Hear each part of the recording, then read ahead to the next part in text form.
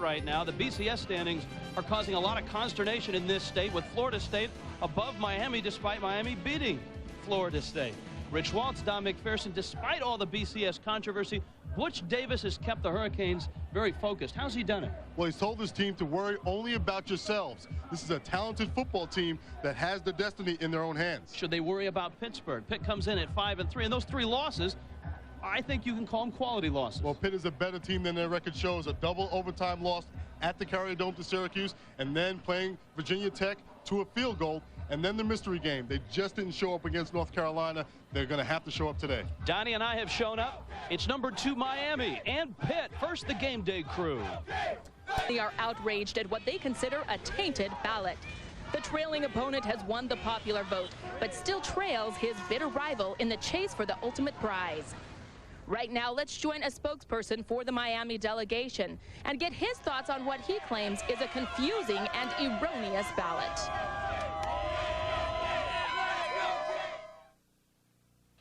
Regardless of the BCS, Miami is climbing with wins over Florida State and Virginia Tech in the polls, number 2. Today, another primary. Pittsburgh is dangerous with big play capability. Ken Dorsey and Miami are back. The swagger has returned, and in the eye of the Hurricanes, the ultimate prize.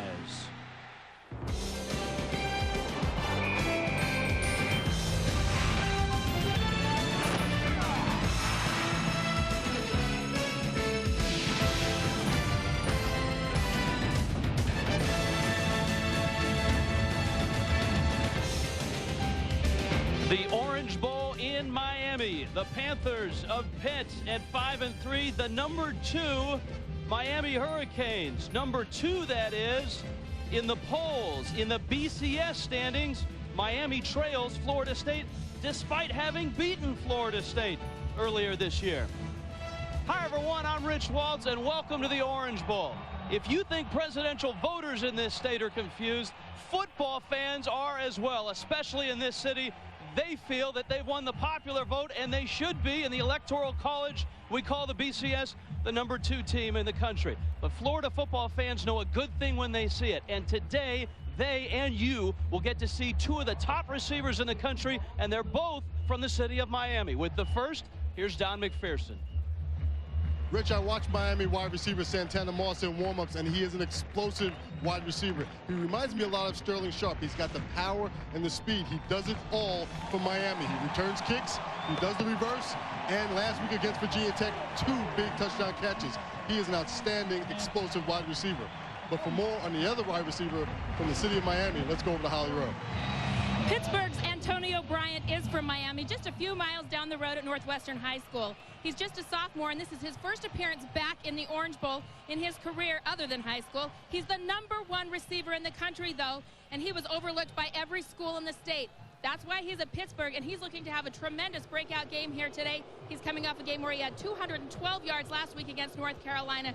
He may be the best receiver in the country. And boy, would he like to make a big splash back at home. It's number 2 Miami, and it's Pittsburgh. First, we head to the studios. Reese Davis. All right, Rich, John Makovic is here with me. And, Coach, we have 13 teams that potentially can clinch either conference crowns or division titles within their conference. Some of them need a little help. Some can do it outright. You like to call this championship time, don't you? Oh, this is crunch time. If you think the presidential candidates have a little pressure on them, this is the toughest week in college football for coaches, because they're fighting to keep their jobs, they're fighting for bowl games, they're fighting to get into the conference championship game. And next week, a lot of this will be over. The ballots will be in, so to speak. But this week, I think we're going to really feel the coaches and watch them today as they have to make tough decisions. And none of them will be willing to make concession speeches either, I would wager. Not at this point. We've got a full lineup here on ESPN2. John and I will be here with the accurate College Football Today scoreboard immediately following Pittsburgh and Miami. Then women's soccer, Canada and USA, they say it's a friendly. Things will turn decidedly more hostile when number 20 Colorado State, one of those teams that can clinch an outright division title or a conference title in the Mountain West, taking on Air Force. And then we'll move to the SEC, LSU and Ole Miss, still with designs on the SEC West crown. We'll have that for you at 9 o'clock Eastern time from Oxford. Coming up right now, supernatural and smooth, he is Santana. Moss and the Canes coming.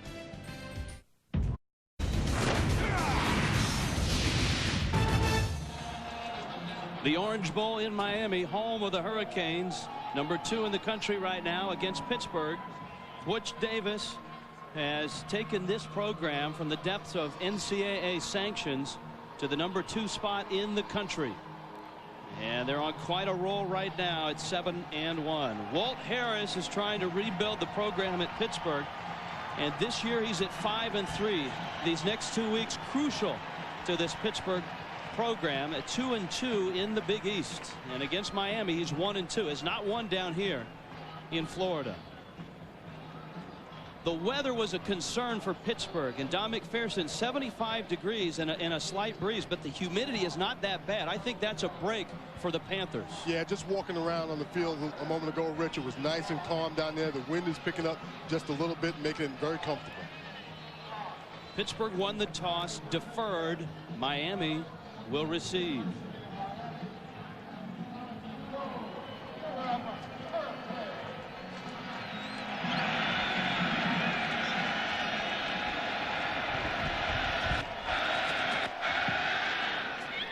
And we are underway.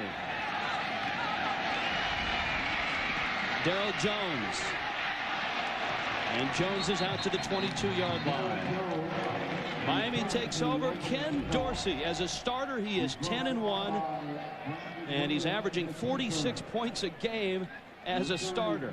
His offense is quite a powerful tool right now. We told you about some of the weapons in Santana Moss, but on the other side, Reggie Wayne is a quality wide receiver. He's an all Big East quality receiver. And he's more of a possession type receiver. He's a smart guy, and he holds the record for number of starts for a receiver here.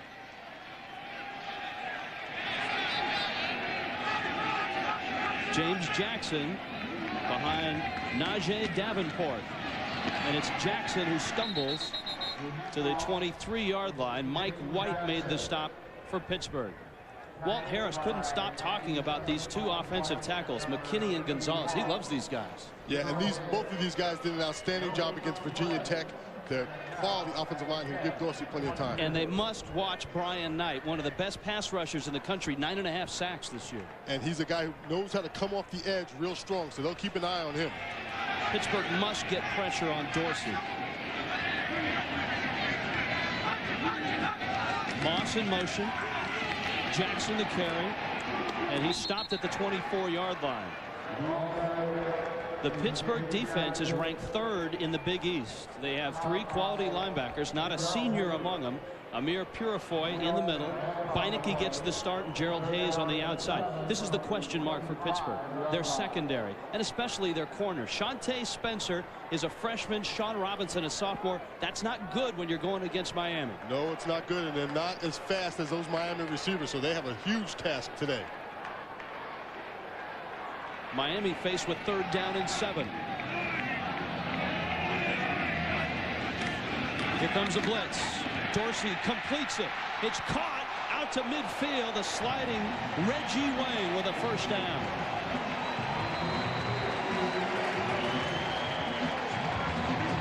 And Rich, this is the speed factor that we talk about with these Miami wide receivers. These guys are just explosive off the ball. One-on-one on Spencer, giving him plenty of room. And I tell you what, Spencer doesn't make that tackle. Wayne's off to the races. It's a touchdown. There was no help over the middle. Pittsburgh blitzing. And in talking to Paul Rhodes, their defensive coordinator, he said, boy, if you blitz Miami, you can get hurt. And there's proof. Jackson getting outside. And Jackson's inside the 40, down to the 38-yard line. Corey Humphreys made the stop. 15 yards on the carry for James Jackson, who last week against Virginia Tech went for 145 yards. And they have some very, we talk about the receivers and the speed of the receivers, but these running backs, Davenport and Jackson both, and then Portis, if he gets a shot today, are all outstanding and very fast on the corners. First drive of the ball game, number 2 Miami on the move. That one is dropped. Darrell Jones was the intended receiver. And it's incomplete. A low throw. Ken Dorsey doesn't miss much, though. He's 57%. He really, he's a sophomore. People think he's been here longer than he was. He was a redshirt freshman last year. or a true freshman last year. He's really a redshirt freshman in terms of age right now. And Butch Davis says he doesn't play at all like a freshman or a redshirt freshman. He's very poised. This is start number 12 for Dorsey in his career. Jackson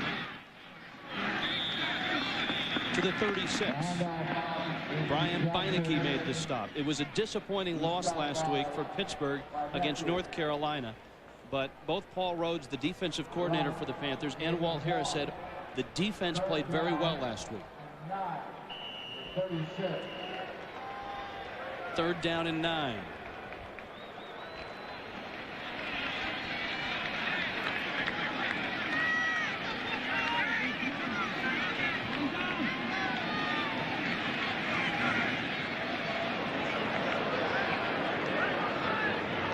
Dorsey. Time sets up the screen. Jackson the catch, but a tremendous play to stop Jackson. Gary Urschler, a sophomore out of Pittsburgh, made a tremendous play. That could have been a big gain. He stops Jackson at the 38, and it's 4th down. You know, he didn't really have a choice of not following the play action fake. He was getting swallowed up by an offensive tackle and just made, like you said, an outstanding play, just staying with it. Freddie Capshaw, the punter. It's a fake, and Capshaw's going to throw it, and it's deflected and incomplete. So the Hurricanes gamble with a fake punt, and it's broken up. Amir Purifoy got a hand on it, and Pittsburgh takes over. Boy, if Capshaw looked down the field, he had Andre King, a backup wide receiver, going down the middle of the field wide open. He chose to go to Shockey. Right in the middle of the screen. Here's Andre King right here, wide open in the middle of the field. They don't give those punters enough time to read coverages. John Turman for Pittsburgh swings it out to Lou Polite, and Polite is out to the 43-yard line. A look at Turman now. He's a senior, and he's a good one. In fact, his quarterback rating is quite high, 56%, 16 touchdowns and only 3 interceptions. And we told you about Antonio Bryant. Well, Lateef Grimm is the Panthers equivalent of Reggie Wayne. He's a quality guy. If you spend too much time on Bryant, Grimm will beat you. And Bryant and Grimm make up the best receiving tandem in the nation. And there's a quick throw to Antonio Bryant, who played in this stadium for Northwestern High School here in Miami. The offensive line is a real question mark. Don, last week 6 sacks. They've given up 32 this year. That's the worst in the Big East. Miami doesn't have a real big pass rush, but Jamal Green on the edge could have a big day. And with the troubles they had against North Carolina last week, Jamal Green knows he can get to the corner. And a new quarterback, Rod Rutherford, is in the game. And he'll hand it off to his running back, Kevin Barlow, the run. So we see Rod Rutherford, and in comes John Turman. What is this, Donnie, a Minnesota flashback? Exactly right. It's a lot like what Minnesota does in bringing in Abdul Khalik, a mobile guy who not only does he come in and give you an added dimension, but he also makes the defense think, and that's what Walt Harris is doing early. Turman is a classic drop-back passer at 6'4", 220. And he's back in the game on 2nd and 7. Turman with time. Over the middle, man open, and he overthrew Lateef Grimm. He was wide open. Miami linebackers, the number you should remember. Well, heck, if you watch the game, it'll be burned in your memory bank today. Dan Morgan, number 44. He is a Butkus Award finalist. And the senior is quite a football player. Great secondary on the out. 18 interceptions for the secondary, and Al Blades is their leader. Al Blades brings the Blades legacy back to Miami. Younger brother of Benny Blades, an outstanding All-American free safety. Here's a look at Dan Morgan, the middle linebacker. Hurricanes show blitz.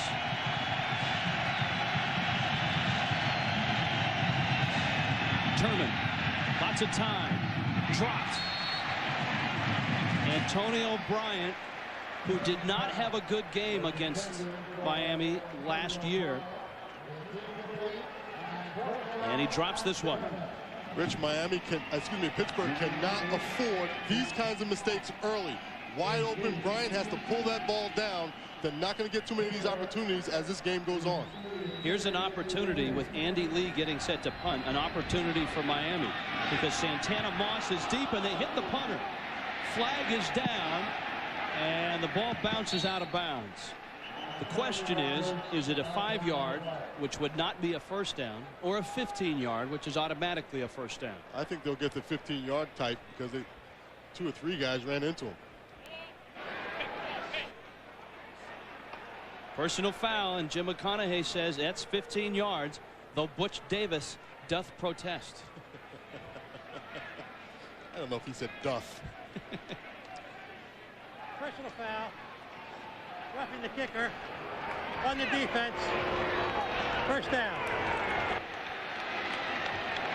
You see why you get the 15-yarder. When you get 2 or 3 guys running into him, 1, 2, 3, 4 guys in the area, and they took him out pretty good.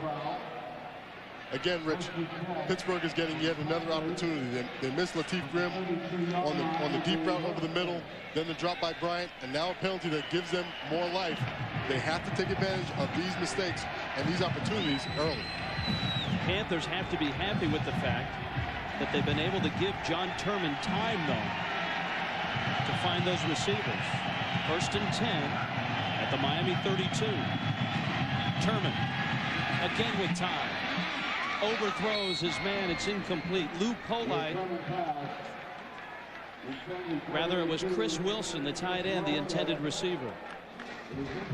2nd down and 10. John Turman grew up in Walnut Creek, California, which is the East Bay of the San Francisco Bay Area. He went to junior college at Los Medanos Junior College.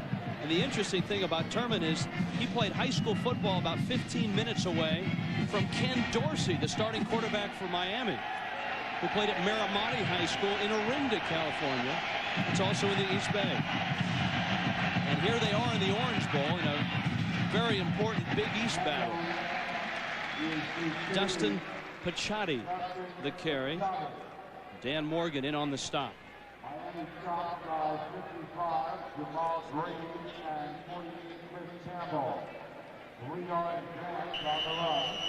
Third down now. There's a look at Ken Dorsey. Different paths for these quarterbacks. Dorsey was highly recruited out of high school, while Turman went from high school to junior college and had a great junior college career. 3rd down. Here comes the blitz. Turman. Picked off. It's intercepted. Philip Buchanan. He's 20. He's in. Touchdown, Miami.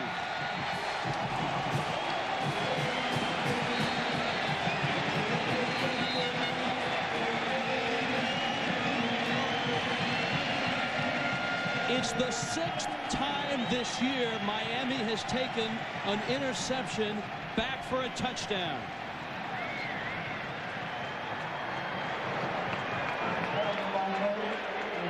Buchanan and I think a few of his mates were flagged for celebration. And that's part of that Miami swagger that you talked about earlier, Rich. These guys are talented. We went into the end zone, dancing into the end zone.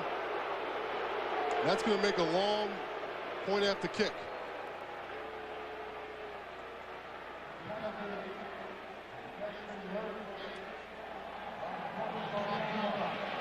Unsportsmanlike conduct on the offense.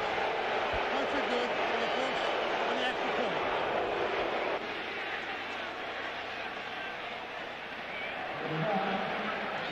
Rich, this is a Miami team that just has so much speed on all sides of the field, and that's why they return these interceptions for touchdowns. That's the 11th non-offensive touchdown. And you know what?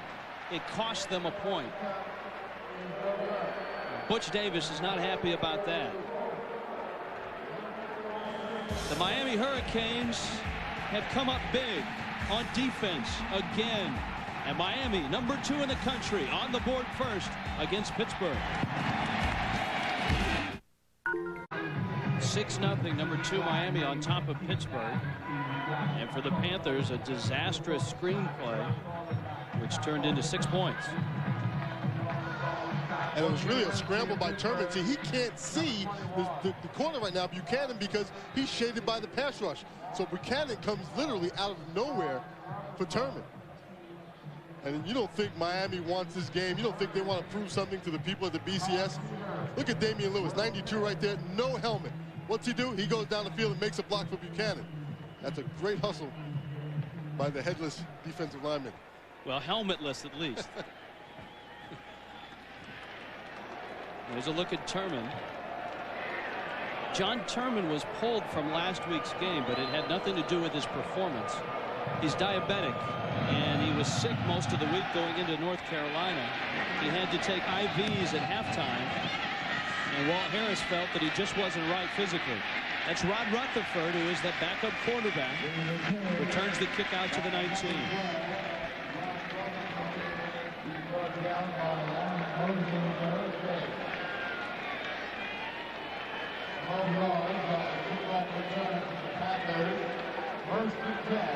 Rich Anderson comes, Damian Lewis comes from the other side of the field. Just a tremendous hustle by this kid.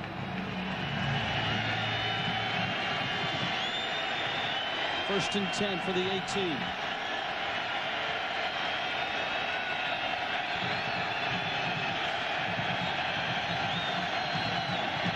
Barlow runs into Morgan at the 21-yard line.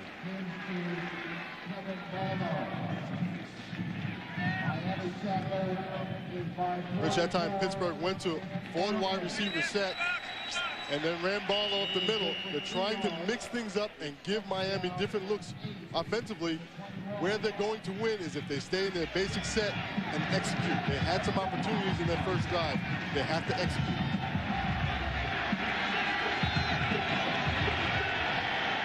That's what that guy does best. Dan Morgan.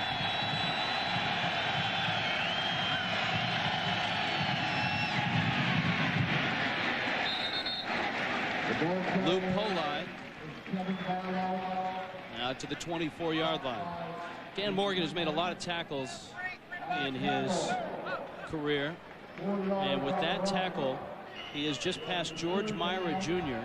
for first all-time in Miami history. He is a Butkus Award finalist. Keith Adams of Clemson, Rocky Kamas of Oklahoma are the other finalists. Third down.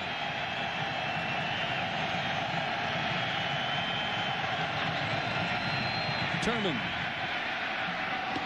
caught at the 40-yard line. Lamar Slade, a 15-yard pickup. First down, Panthers. And with this wide spread out offense that Pittsburgh's given them, it's giving the Pittsburgh wide receivers zone coverage in the secondary. That's a switch route. It's an old run and shoot play where the receivers just switch on the motion when they're in the trips formation or the twins formation. Whatever happened to the run and shoot? Oh, they put up a lot of points, but people figured out they can't run the ball against it or with it, so they threw it out.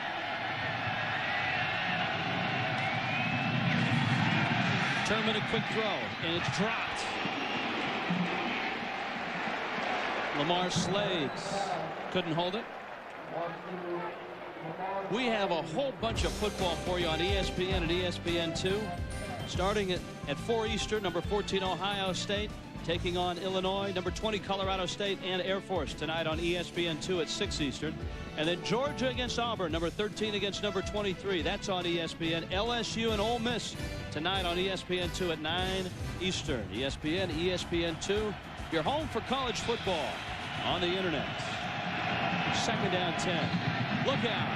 Turman was hit, but he got the throw away, and Lateef Grimm made the catch. First down, Pittsburgh. You know, with the exception of the interception, but Turman, he has been very accurate with the football. He's had 2 drops so far, but he's been very accurate with the football. And they're spreading Miami out right now offensively. Mike Rumpf putting on the pressure.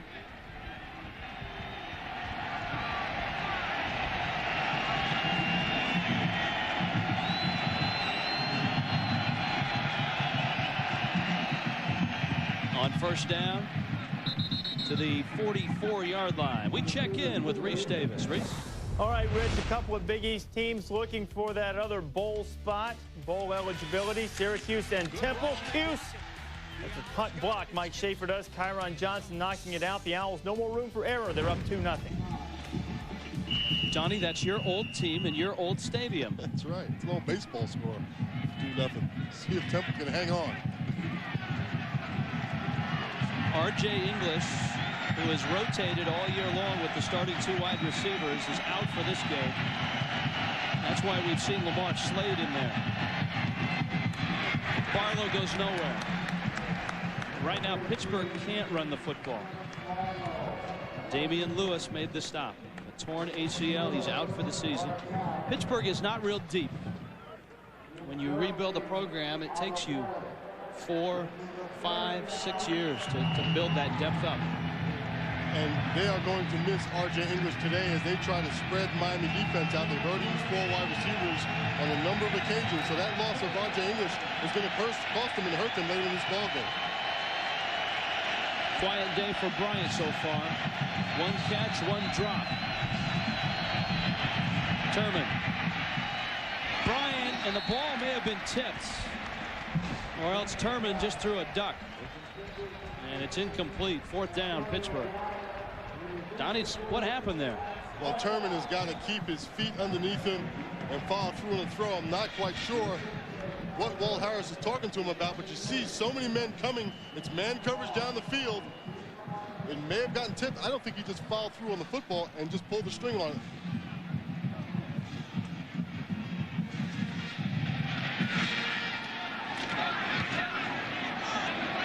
Santana Moss. And Pittsburgh will cover it inside the 3-yard line. Good special teams work by the Panthers, and a nice punt by Andy Lee, 43 yards. 6-0 Miami.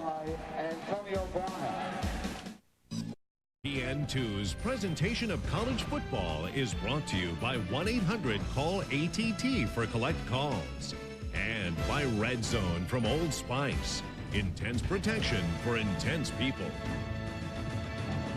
Well, it's mid-November, and this sure doesn't feel like college football. Close to 80 degrees right now. 6-0.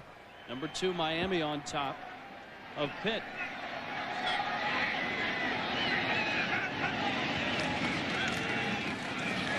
Jackson outside to the 8-yard line. And that's where that run will end. John, I think if you're looking for an upset in this ball game, there are some signs. Pittsburgh's offense has had open receivers, they've had drop balls, and they stopped Miami's offense on that first series. There are some promising signs for Pittsburgh. You're exactly right. The receivers have been running open. It looks like the Miami secondary is having a little bit of problems with all the different sets they're throwing at them.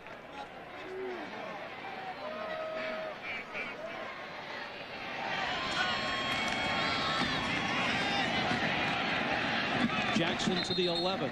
And it will bring up 3rd down and about 2. Let's check in with Holly Rowe.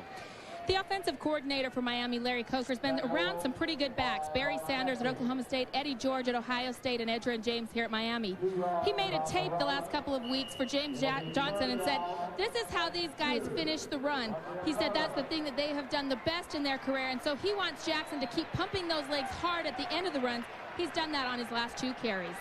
And Holly, I think Jackson wants to be included on that tape in about 3 or 4 years when Coker shows it to his next running back. This one ends up about the 13-yard line. Brian Beinecke made the stop, and Miami may be short of the 1st down here. I think they are short. And this is, again, you mentioned the Pittsburgh defense stepping up. This is an impressive stop so far. Here's a look at James Jackson, a senior out of Belgrade, Florida. And the Hurricane punt team comes on.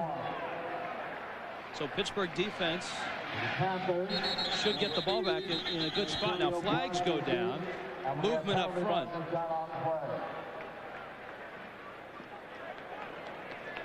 With that quick change, you're probably going to get a procedure penalty against Miami.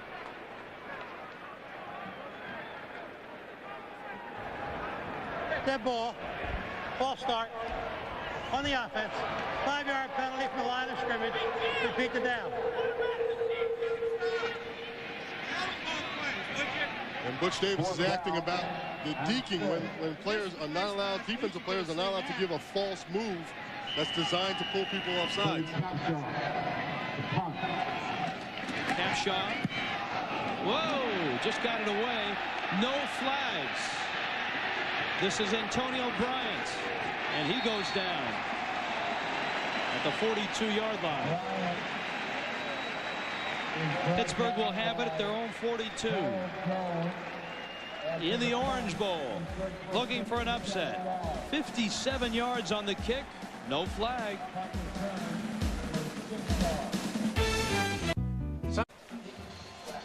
The swagger is back, so to speak. 6-0, number 2 Miami on top of Pitt.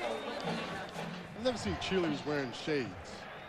They're cool cheerleaders. Only in Miami. Ken Dorsey on the bench because Pittsburgh has the ball now, and John Turman takes over. A little lead option. Barlow. That's the best running play that the Panthers have had today, and he's out close to midfield. 7-yard pickup. Barlow is a guy they'll throw the ball to, and he's averaging 81 yards per game on the ground. The man that has the big play today, Philip Buchanan, made the stop. And I love these games in November when coaches pull out all the stops. John Turman running the option. This is something they only do in November. Turman at 6'4", 220. A look at Barlow. He's had a good year. And they'll hand it to the big fullback, Dustin Pachotti. To the 49. He'll lose a yard. Miami is good against the run and good against the pass. And you look at Morgan right there.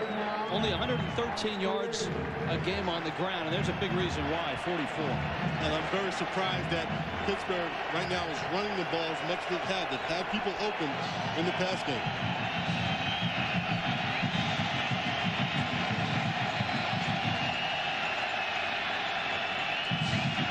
Third down. Turman caught. He had a man wide open, and a big bruising hit by Chris Wilson after the catch. Pittsburgh has had men open consistently here in the first quarter, Don McPherson. That 4 wideout set, and that time it was Wilson, the backup tight end, out in the flex position, has given Miami fits. Wilson will come in from the left side of the screen. Great protection by the offensive line for Pitt. No one within yards of Wilson. Trust me, the defensive coaches right now upstairs for Miami are going nuts.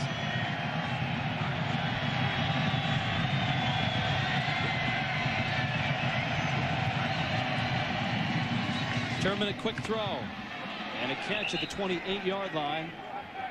Antonio Bryant made the catch, his second of the day. It was a classic when we watched it, Donnie, and it's an instant classic, so we can watch it again on ESPN Classic. Last Saturday, the Michigan Wolverines, the Wildcats of Northwestern, in one of the craziest finishes I've ever seen in a college football game. 9 Eastern, 6 Pacific, Wednesday. Call 1-800-CLASSIC. And there could be no better name than Instant Classic. I was in the airport in Chicago. I was in Minnesota airport. Unbelievable excitement in the airport. Everyone watching this great finish. Barlow on a draw goes nowhere. Dan Morgan with yet another stop.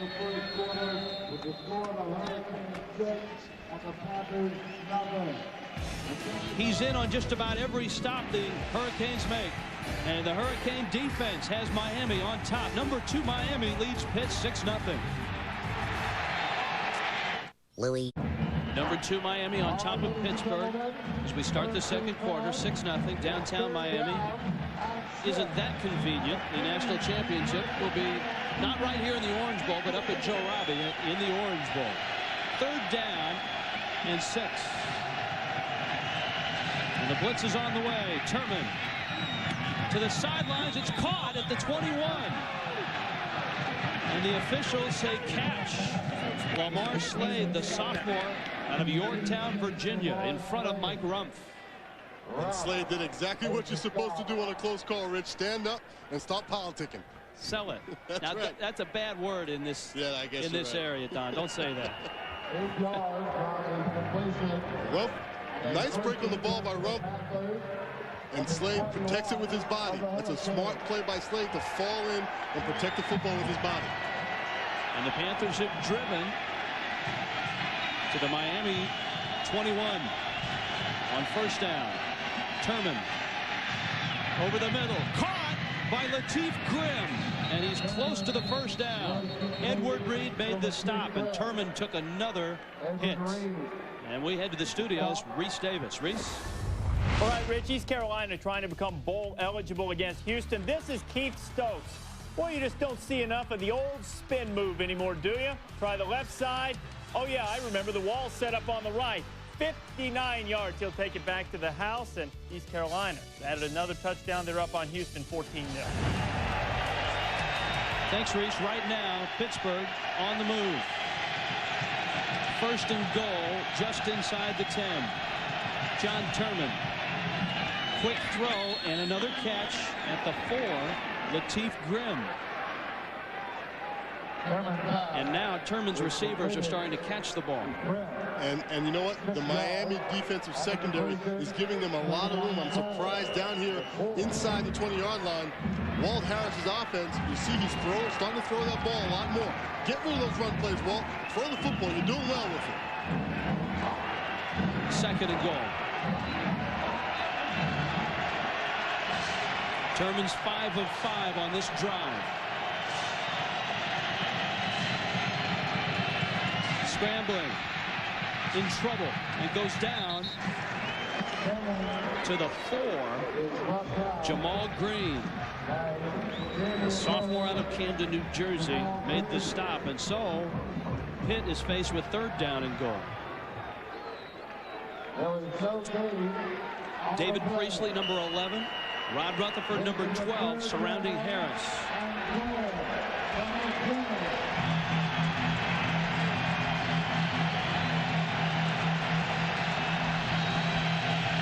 Third down and goal.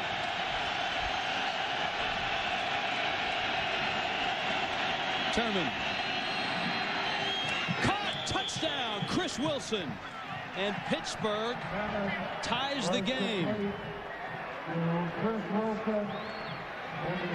John Turman has come back from that interception and very cool and methodically goes down the football field. Nothing fancy, throwing the ball accurately down the field.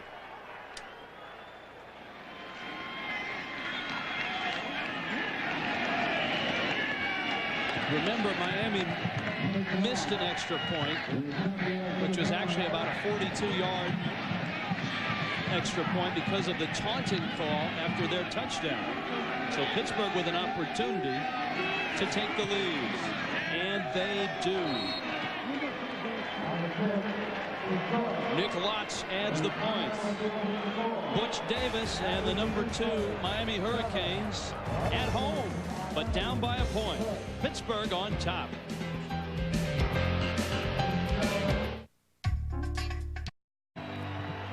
Back in Miami, where Pittsburgh leads Miami 7-6, and here's the reason why. Here's Wilson, the tight end. He's one-on-one with a defensive back, Reed.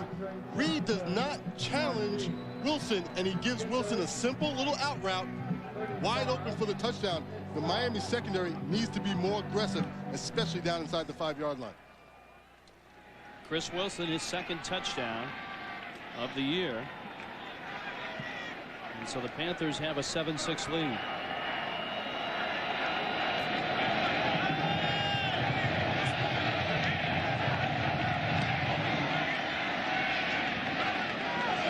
Darrell Jones.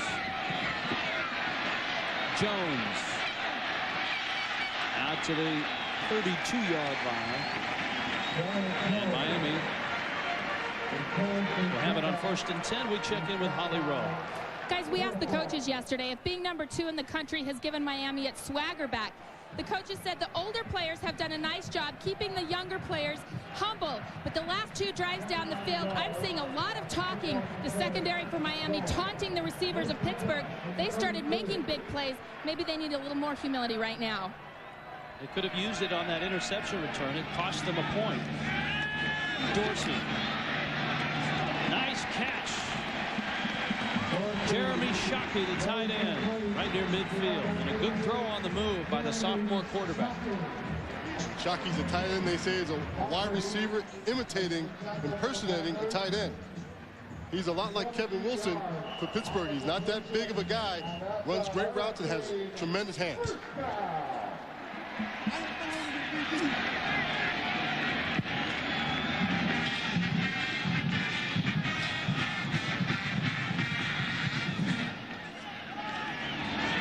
Jackson.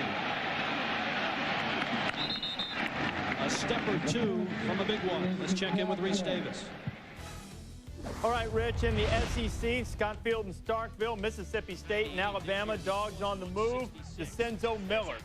Boy, nobody home for the Tide defense. Dogs up 7-0 halfway through the first. Tennessee by the same score over the Hogs. Casey Clausen to David Martin. All right, Reese, Miami on the move. 2nd and 4.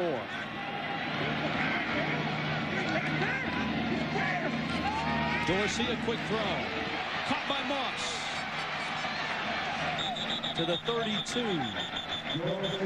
William Ferguson made the stop. And Moss finally gets a touch. Rich, we did a lot of talking about these wide receivers on both sides of the football. Both of these teams have great receivers. And the Pittsburgh secondary has given Moss so much room, so much respect. They can't take that chance. He has the ability in the open field to make you pay. A look at Moss. Paul Rhodes, the defensive coordinator for Pitt, told us we have to keep Moss in front of us. But that doesn't keep him from making big plays. Jackson out of bounds. The secondary was lined up about 25 yards off the ball. That'll do it. He was in front of them. Surprised they can see him from how deep they were.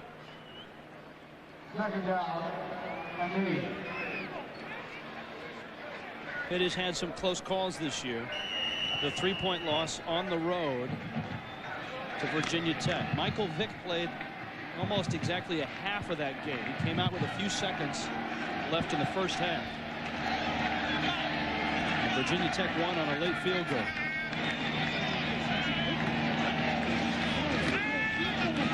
Dorsey unloads and it's incomplete. Najee Davenport couldn't hold on. And Pitt's going to take their chances with blitzes and pressures. That time they brought Williams off the corner, the outside linebacker, and put him right in Dorsey's face and didn't allow him to set his feet and get his pass off. So it's 3rd down and 9. 1 of 3 today.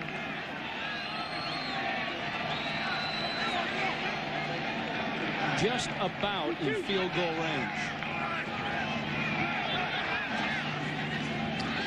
Lots of time for Dorsey.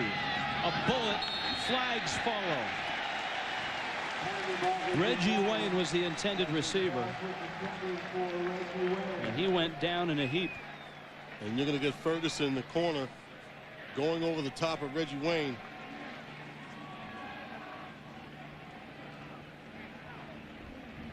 Pretty good coverage by Ferguson, but that's the penalty right there.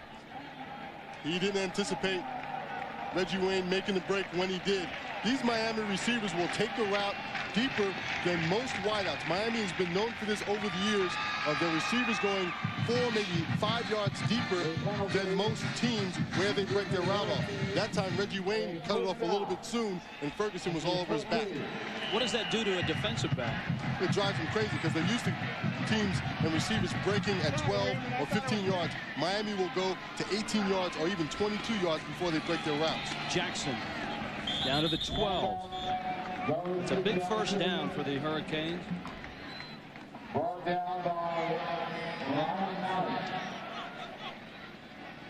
Mark Punko in on the stop. On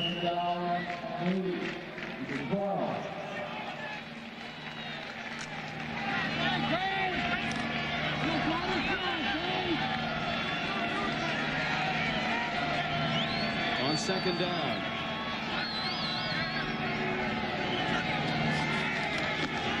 Dorsey, Davenport, 5, out of bounds. Has the first down. It's first and goal, Miami.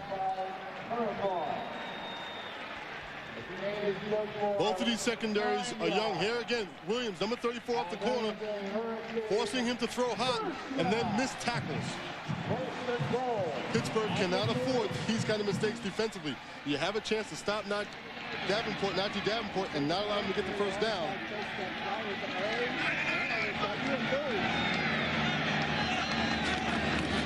Jackson did not get in.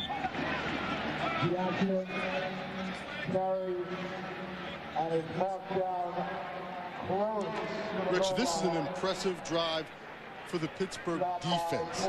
Let me tell you why. They're forcing Miami to go down the field methodically. Miami does not take a long time to score. They are a quick strike team, and right now Pitt is forcing them to go down the field methodically, something they're not used to.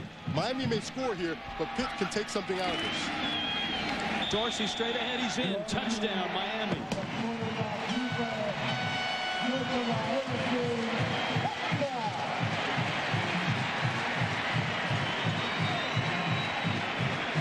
And now the Hurricanes. Well, Donnie, do you go for 2 right now, or do you just kick it and figure you're going to get a few more scores after this? Well, I tell you, given the way that both of these teams have played, I would go for 2. Because it could come down that this game is a close game, and that 1 point will make a difference.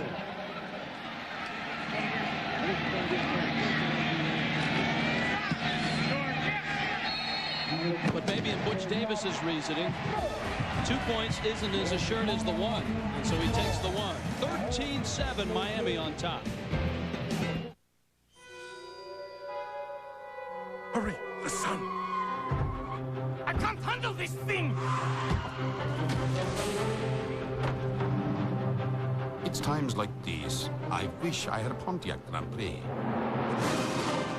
Nothing tracks the road quite like wide track handling. Should we stop? Not in this neighborhood. Wider is better. The Wide Track Grand Prix.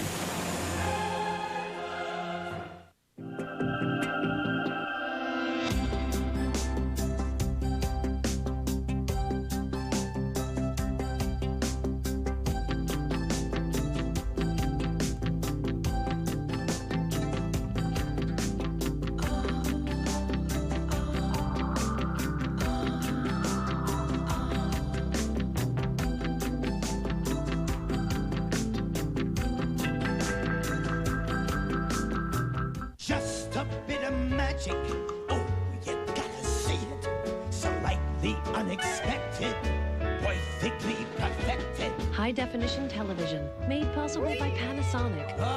Just a bit of magic. It's college hoops time, baby. I love it.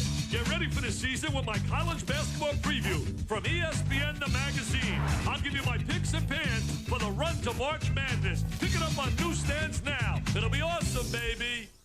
The Miami Hurricanes are whirling towards a shot at the national championship. Can Syracuse knock the wind out of them?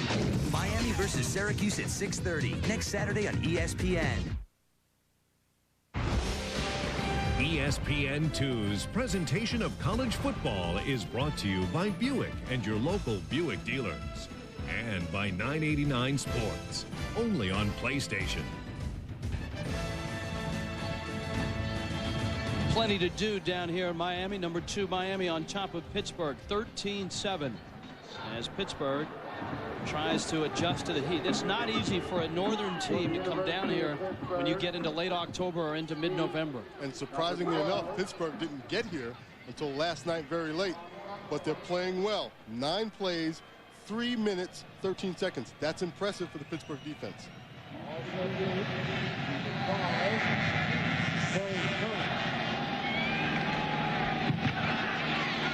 Rutherford, the big quarterback, Down to the 19-yard line.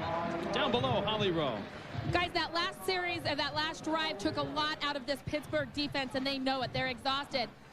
One of their players, White, number 97, came over and said, "Get off the field on third down." He kept screaming it over and over at his players because he knows that the longer they stay out there, the more they will not be able to battle this heat.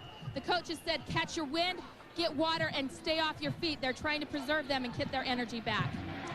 Holly and Don, there's really no way for Pittsburgh to simulate this type of humidity up in Pittsburgh. You can't do it in Pittsburgh, that's for sure.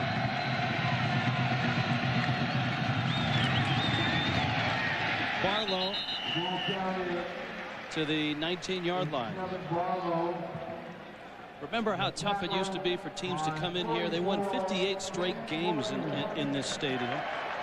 And obviously the great Miami teams were part of it, but playing in the heat and humidity is very much a part of that as well. There's no question, especially playing in the Big East and playing teams who come from up north. It's a tough time to come down here when it's 40 degrees back home.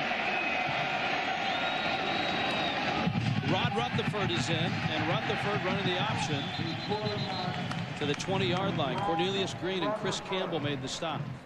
You know, the more I see it, the more I don't like it. Leave your starting quarterback in the ball game and win with him.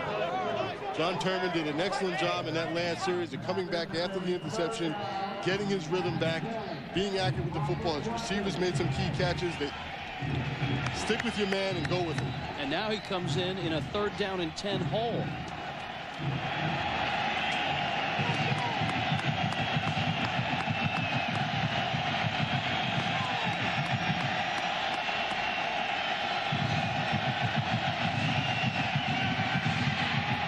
Intercepted. And it's Buchanan again.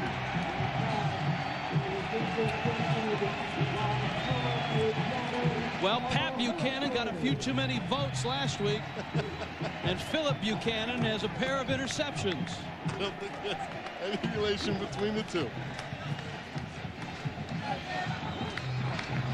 Zone coverage for Miami.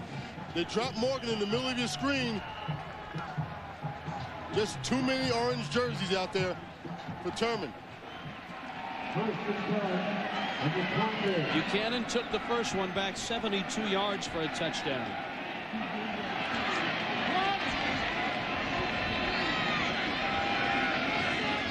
And now Miami will try to add points to the turnover. Dorsey to the end zone. Caught and dropped and incomplete. No, it's a touchdown. One official has touchdown. Wait a minute. The Pittsburgh coaches can't believe it.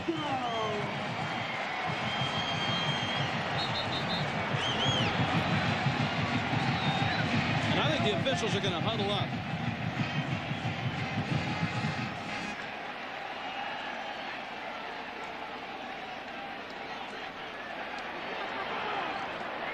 Well, one official calls the drop, but can't see the feet. That's a drop, Donnie. He never had it. And you know what? The officials just did a great job. That is good work by this Big East crew.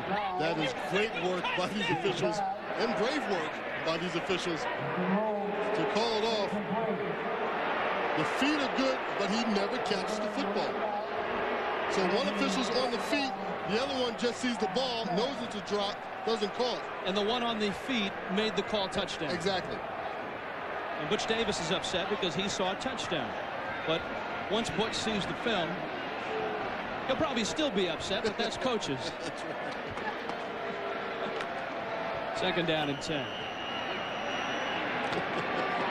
He's not going to be any happier when he sees the film.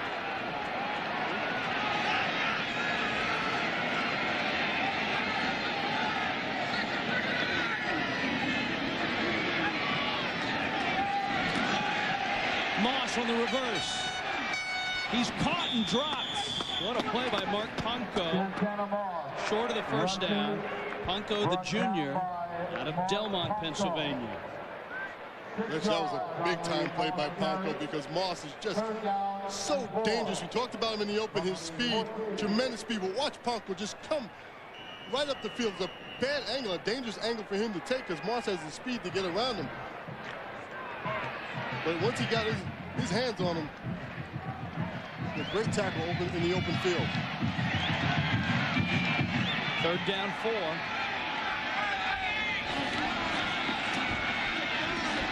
Up the middle, Clinton Portis with his first carry. And Clinton Portis is short of the 1st down. And Butch Davis is in the process of making a decision. And that decision is go for it. Number 2. It's 4th down and 2.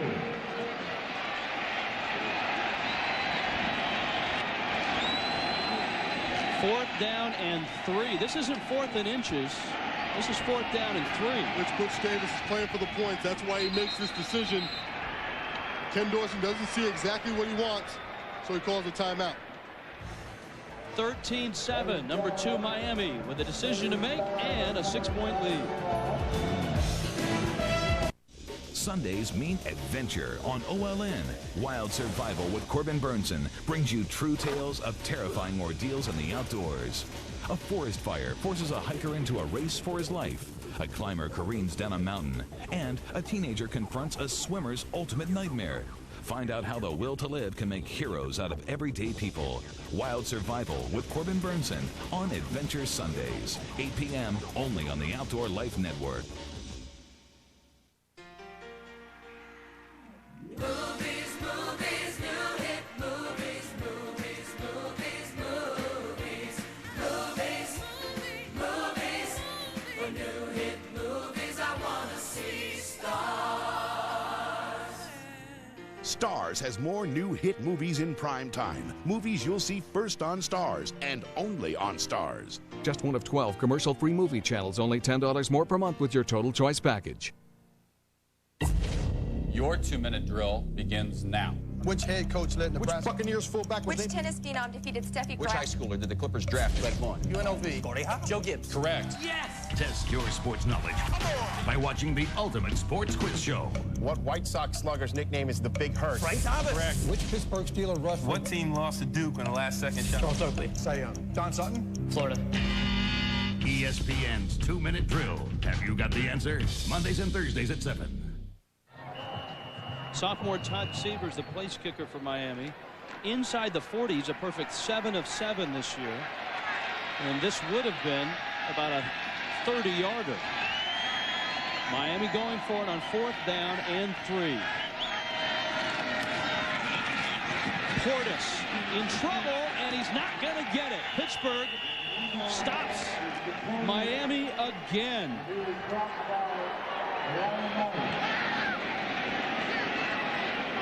Well, you question the call by Butch Davis to go for it. They haven't been that effective in the run game. It's not an automatic. It's 4th and 3. It's a long 3 yards to get the 1st down. And just great pursuit by this Pittsburgh defense that Holly Rose said that they're getting a little winded. They've been on the field a long time. But watch the white shirts. Great pursuit.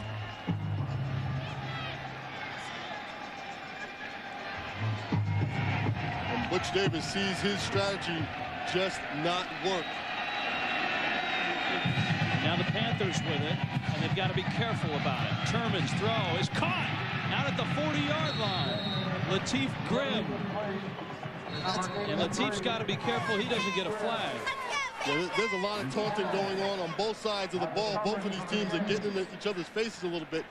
But that was a big-time throw by John Turman. This is a seam post. It's not a thin post.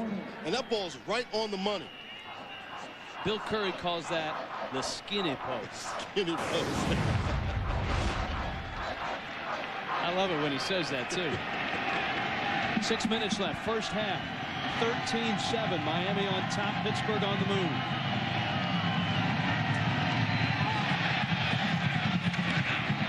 Nick Goings is out of bounds, and Nick Goings is out to the 41, and we're Goings to the studio. Reese? Oh, King segue, be still. Penn State and Michigan. Anthony Thomas. Wolverines came out with a little bit of a hangover after that Northwestern team. The offense is awake. A-Train's in there. Michigan on top. King segue, 7-3. That was the best throw all year. You know what? It was a designed play. They brought Goings in because we knew we were headed to you, Reese. 13-7, Miami on top. Look at Turman's numbers. The one at the very end on the right is the bad one. 2 interceptions. Here comes the blitz. And a good call on the draw. But Luke Polite is out to the 43-yard line. Lots more college football coming up on ABC. Today, 1 Eastern, Oklahoma against number 24, Texas A&M. Number 9, Purdue against Michigan State. And then number 6, Washington against UCLA. That's at 4 Pacific. It all comes your way today on ABC. 1 Oklahoma. And did you see what Lee Corso put on? No, I missed him today. He put the Aggie hat on.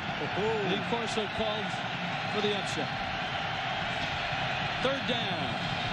Flags down. Play is dead.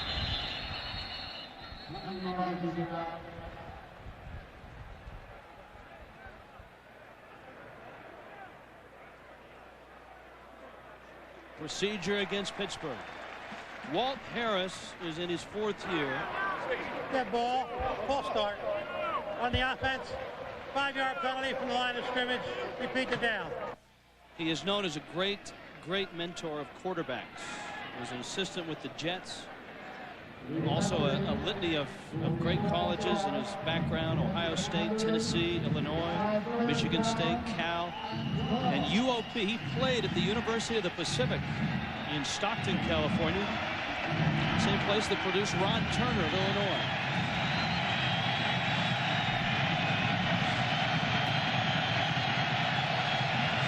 Third down. Movement. Mark Brown, the left tackle, flinched. And that'll cost him 5 more. About the only good thing that's happening here. Dead ball. Full start. On the offense. 5-yard penalty from the line of scrimmage. Repeat the down. And Brown's one of the veteran guys. And yes, you know it's pass all the way. He's on that back foot. And the only good thing about this is that it's giving the Pittsburgh defense some time to rest on the sideline. That's a good point. Hey, you don't need to put a long drive together. All right, it was 3rd down and 7. Now it's 3rd and 17. What does it do to the play call? Well, I think you go with the same play call. You're not going to stretch the field an additional 10 yards on your routes. Turman scrambling. Turman gets down to the 42. He's well short of the first down. Dan Morgan with his umpteenth tackle of the night. Hurricanes have had some trouble keeping the lids on. Now Walters has to pick up the helmet.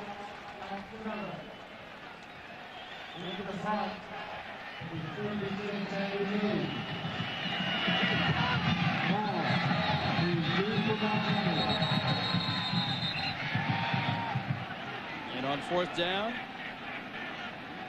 they're having some problems with the play clock. There's Santana Moss. He has taken 5 punts back for touchdowns in his career.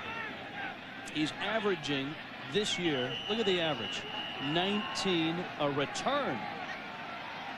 Yeah, this is no time to get off the couch. This is the time to sit tight and watch this kid perform. Miami has come close to a block today. Andy Lee. Moss from his 12 gets a good block and then runs out of room.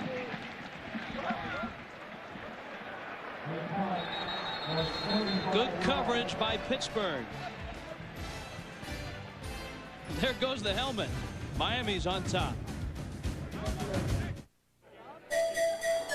Okay, DJ, I'm ready for you. What's the game? I'll see boomerangs. Boomerangs? I think I prefer football. So what are you doing here? I came here for the big juicy steaks. How about you? I want that shrimp on the Barbie. Let's go eat. Outback Steakhouse, no rules, just right. Outback Steakhouse. they're back. Aloha, sports fans. You're looking live at the Garage Invitational as Stoney steps to the green. Swing! Oh, it's a nice swing there, Alice. Yeah, does your husband play? Consolation prize. Thank you so much. I'm going to shoot lefty, guys. But you can't hit right. Oh, this will be funny. Come on, Mrs. Groundskeeper's going to be coming home soon. We got to get out of here. All right. Easy, guys. Give me the club. Rain delay, Ice House style. Because sometimes all you need is a smooth, never watered down taste of Ice House. Enjoy. Welcome to America Online, new version 6.0. The easiest just got even easier. You just plug it in and you go. With 6.0, all the best features are even better. You've got mail. Customer service is always there to help. Parental controls help safeguard our kids. Nobody else has all these features. It keeps me closer to my family and friends. There's never been a better time to join. 6.0 is the best AOL ever. America Online, new version 6.0. So easy to use, no wonder it's #1. Call 1-800-4ONLINE now. That's the new Miami Arena, which is built right next to the old Miami Arena. 13-7, #2 Miami on top. With the football at their own 21. Dorsey, Davenport, and he is wrapped up and dropped by Gerald Hayes, the sophomore linebacker out of Patterson, New Jersey. Let's go down below to Holly Rowe. Guys, to follow up on Antonio Bryant's return to his hometown stadium, they have really taken him out of the game right now. Al Blades has been in his head, in his face all day talking to him. Every single play, every single down, they're talking to him. It seems like it's quite a distraction for him right now. He only has 2 catches for 11 yards. Not some bad politicking by the Hurricanes, I guess you'd say. All right. That's the obligatory political slant. Second down. And Dorsey's throw is caught by Moss. Whoa, what a catch. Torrey Cox on the coverage, 39 yards.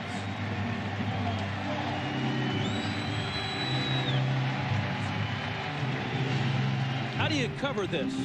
Well, it's a very difficult route to cover because you have 2 receivers on the same side, and they're going to cross each other about 12 yards down the field. That's a difficult route for corners to cover because you expect one guy to come out when the other guy goes in, and they both went in. James Jackson the carry. He's inside the 35-yard line. To the studios, Reese Davis. Reese? All right, Rich, coming up at halftime, we'll take you down to Kyle Field, check out what's going on with the decibel level, and A&M has created the first break of the game against Oklahoma. Also in the Big Ten, that vaunted Northwestern offense struggling against Iowa, and Tommy Bowden to Alabama, forget it, staying put at Clemson. You know, Reese, who was on the front page of the Alabama papers yesterday was Butch Davis. And he's all of a sudden at the top, or many people speculate, at the top of Alabama's wish list. Butch Davis has kind of sidestepped it and said, you know what, I don't know that I would leave this place for another college job. Which begs the question, maybe it's a pro job that is in the offing. 13-7, Miami on top.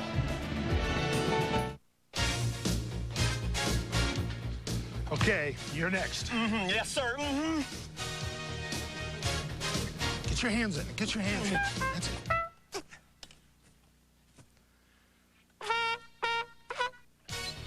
We're gonna fight, fight, fight all day and night. Woo! Woo! Okay, you made it. See you on game day. Yes!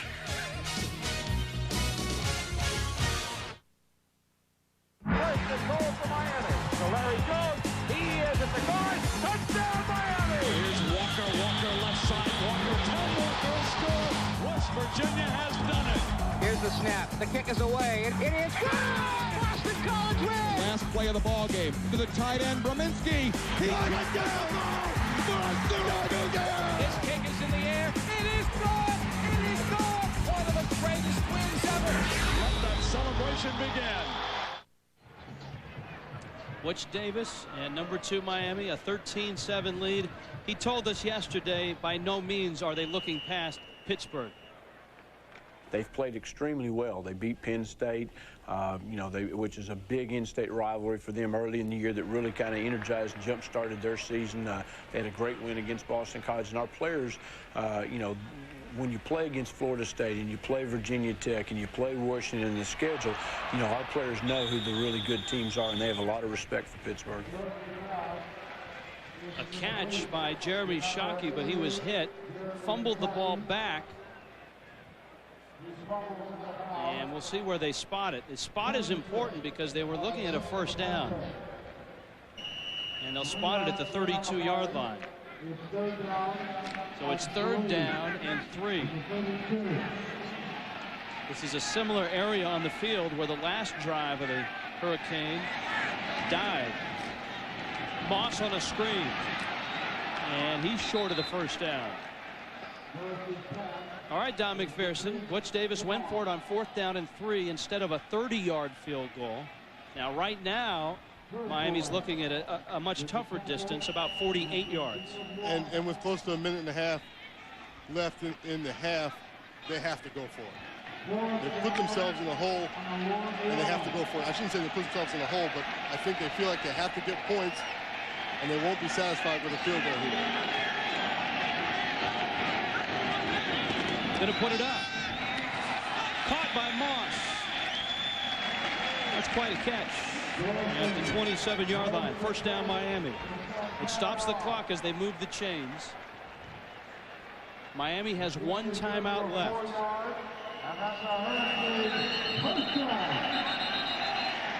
Pittsburgh now has 2 left because they just burned 1.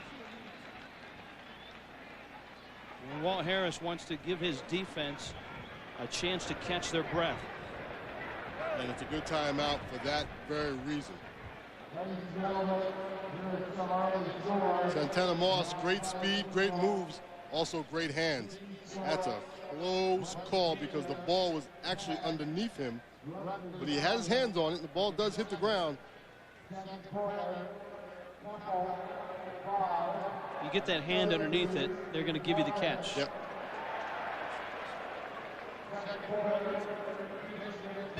Tomorrow, ESPN Sunday Night Football offensive showdown. It's the Jets and the Colts. Peyton Manning and Vinny Testaverde. There's a name that they know around these parts. Coverage begins with NFL Prime Time at 7:30 Eastern. On ABC's Monday Night Football, it's the Raiders, it's the Broncos. Enough said. 9 Eastern, 6 Pacific.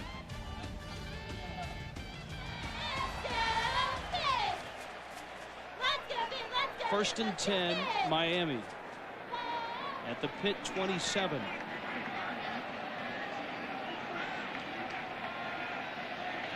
Pitt's defense has some stops today. Dorsey hit and dropped. And it's going to take a while to get these receivers back, so the Hurricane going to lose some clock.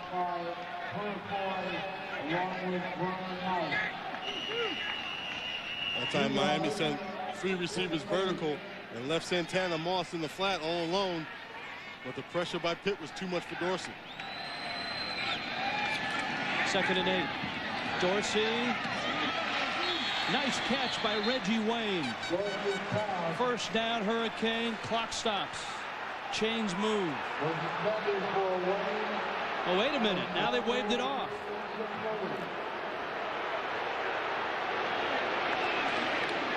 And the fans will boo, but Reggie Wayne is not protesting. That tells you that he didn't catch the football.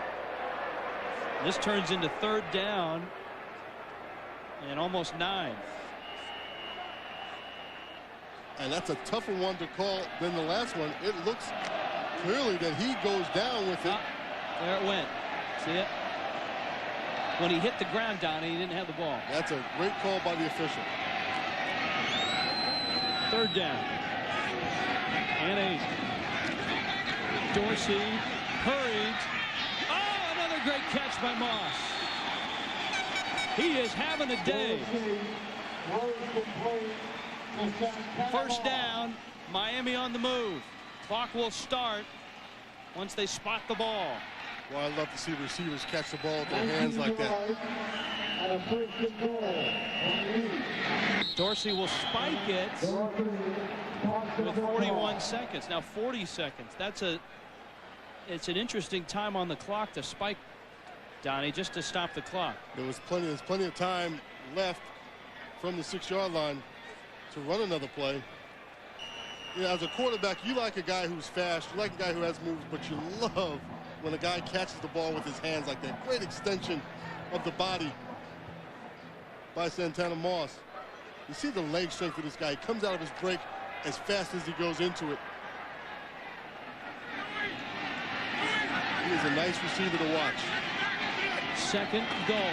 Dorsey overthrows his man. And there's my point, Don, because spiking the ball has cost them a down. And now they're looking at 3rd down and goal rather than take 5-6 seconds to get a play in and run that play. Now they could score here and the point is moot. However, it's 3rd down and goal from the 6. Thank you.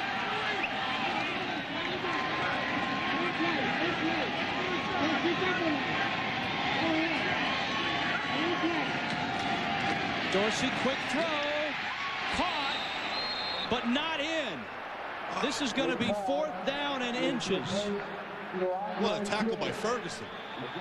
Andre King made the catch, and Miami burns their final timeout of the half. I think Dorsey thought he had King in the end zone. He caught the ball in about the 4. With seemingly no one around him, he's going to come in motion and cross with Shockey, and then Ferguson just comes hard. Great tackle. William Ferguson is a freshman out of Braddock, Pennsylvania. Miami had a similar down early in this game, and they used a quarterback sneak with a big quarterback. Dorsey 6'5", 200, and he scored easily on the sneak.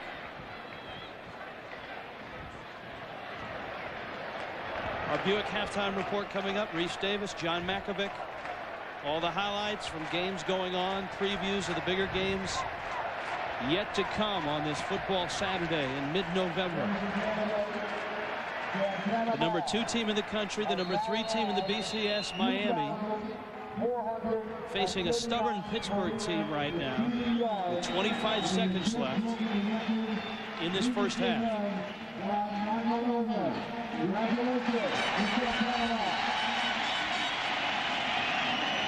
4th and goal.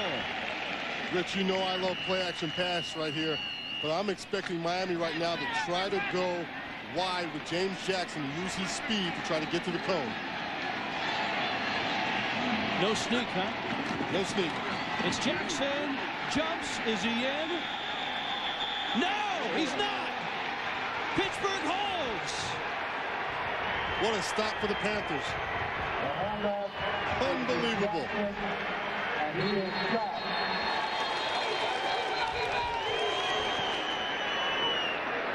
Rich, this is the 2nd stop for Pittsburgh. Remember, Butch Davis going for it on 4th down and not going for the field goal. They just try to go straight power football, and Pittsburgh is tough in the middle. Ursula gets him as the first one in. Comes off the corner, number 28. Mike White, Joe Conlon inside, and the Pittsburgh coaches reacting. Paul Rhodes, the defensive coordinator in his first year, has to be very proud of the way his defense has played in the first half in the Orange Bowl. Ken Dorsey lobbying for that extra yard, but it looked pretty clear on the replay that Jackson did not get in. And an injured Panther right now. Brian Beinecke, the sophomore out of Youngstown, Ohio. And he's a guy they can ill afford to lose. He's a good one. Miami went 78 yards in 12 plays, ate up 6 minutes of clock, and has nothing to show for it.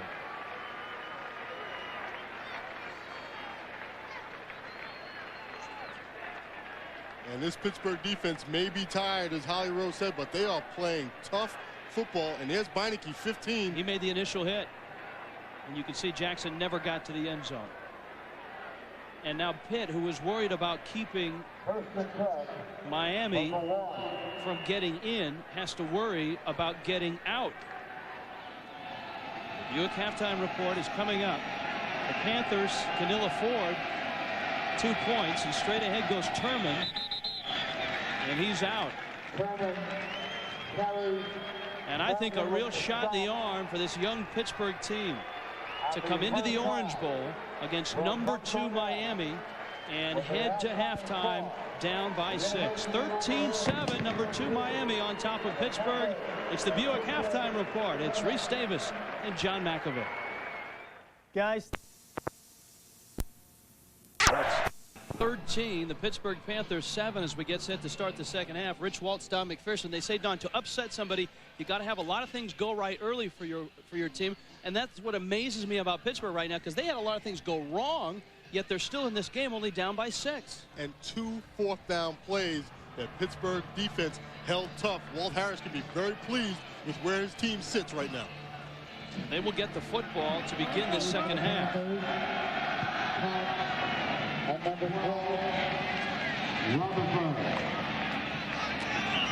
Torrey Cox takes a knee, and here's the example of what went wrong, at least the beginning of it. John Turman's throw was picked off by Philip Buchanan, and 72 yards later, Miami had a 6-0 lead. And this little dance into the end zone right here by Buchanan cost them 15 yards on the point after, and that could be the difference maker. Yeah, they missed that extra point. And there's one of the 2 of the fourth down right there at the end of the half, and Paul Rhodes, the defensive coordinator, knows that his team is now in the hunt with big plays like that on the goal line. Pittsburgh throughout the first half had open receivers, and John Turman threw the ball pretty well. He had some drops early and some success later in the half. Barlow, he breaks loose, and Kevin Barlow is out. Lost the ball. Barlow lost the football. Miami says they've got it. And they do.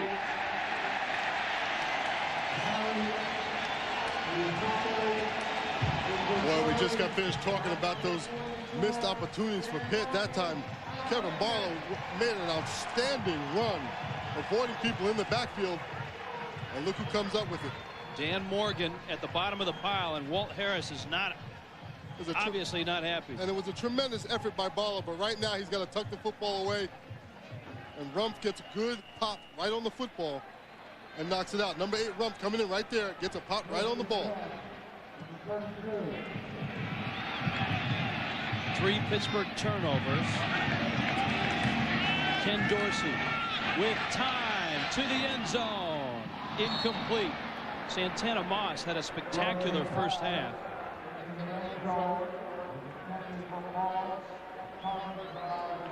Moss, who was all over the place, had 5 catches for 77 yards. Other numbers from the first half.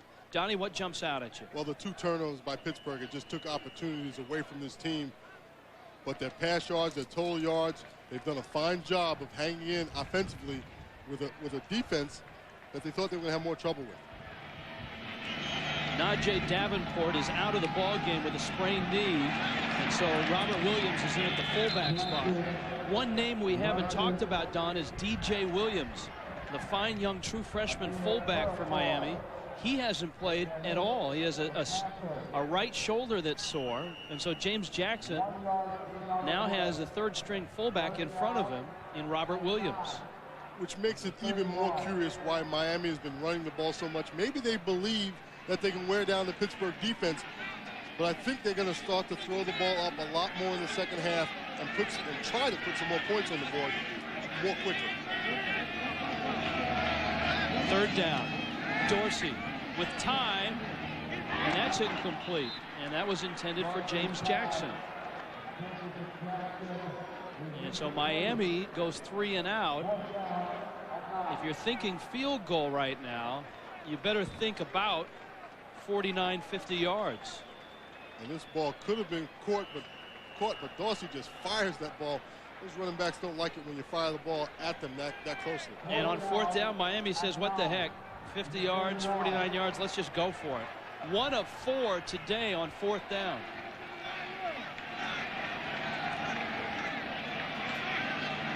Fourth and 10. Dorsey, lots of time, and they'll get the first down. Ivan Mercer, the senior tight end, You know, Butch Davis is letting it fly right now with his team. I don't get the call with a 4th and 9. You go for it, but they get it. And Miami right now, their most difficult job right now is dealing with themselves. Shockey's a big play tight end coming from left to right in the screen. Excuse me, that's Mercer, the starter. He's not known for catching the football.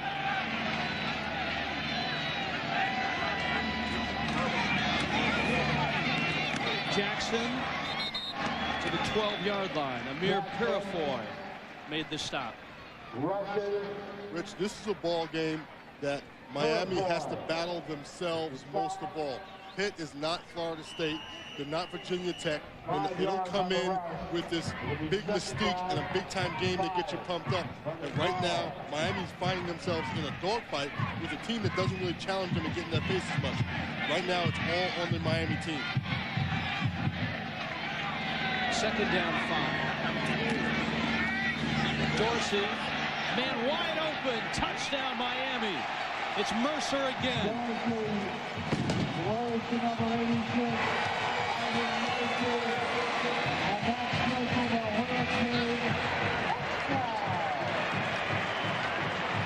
And Miami's going to go for 2.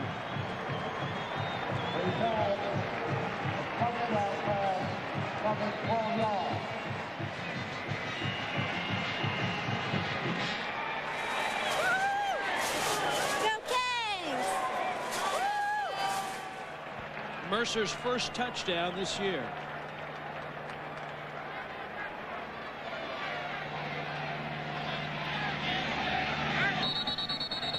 Flags down. I think someone may have had too many people on the field. It's not something they call though before the snap. Illegal substitution on the defense. The penalty will be half the distance to the goal. Yeah, Mark Ponko just left the field and nobody came back. So, just by subtraction, too many men out there. They get a whopping 1.5 yards. And here's the 2-point try.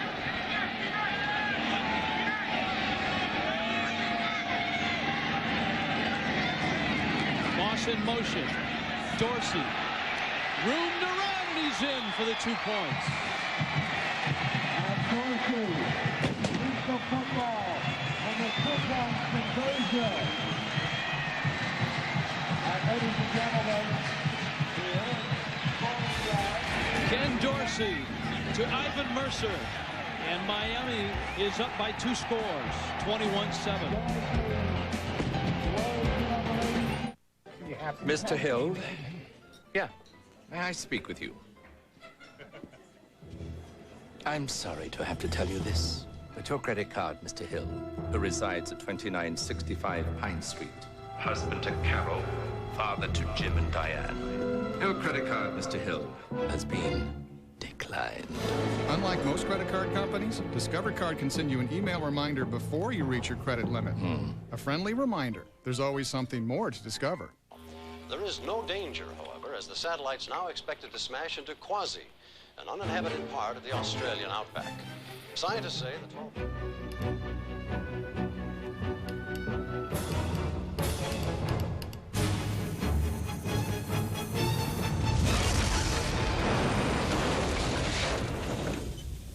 Do you, Yahoo?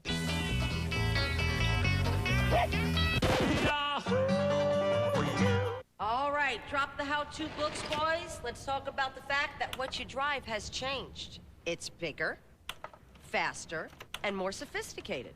So, why use any old oil? Come on, where's that famous male logic?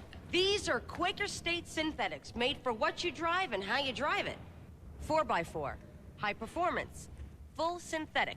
They've been tested for pure maximum protection. Nothing's better, Quaker State. What more do you need to know? Great place. I like your neighborhood. Thanks.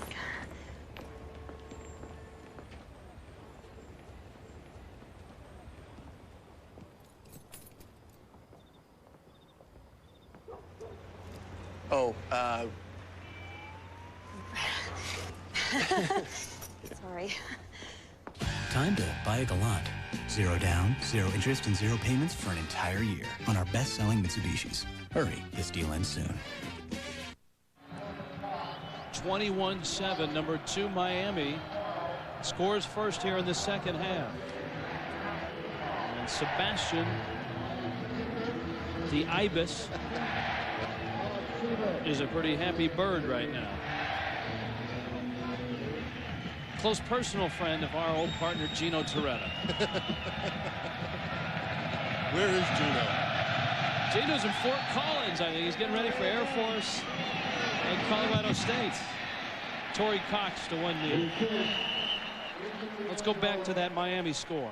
Well, Rich, here's Mercer right here, but what's even more important is the flow you're going to see by a great ball fake by Dorsey, the quarterback. Watch the full flow as Mercer just comes right back across with no one anywhere near him. Someone blew a coverage.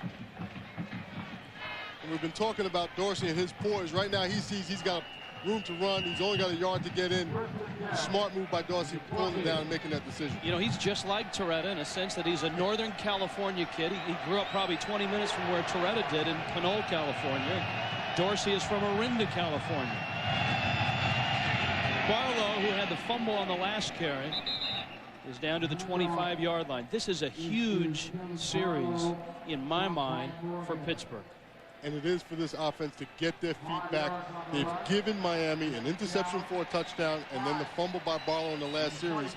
This is, you're right, an important series for them to get back in.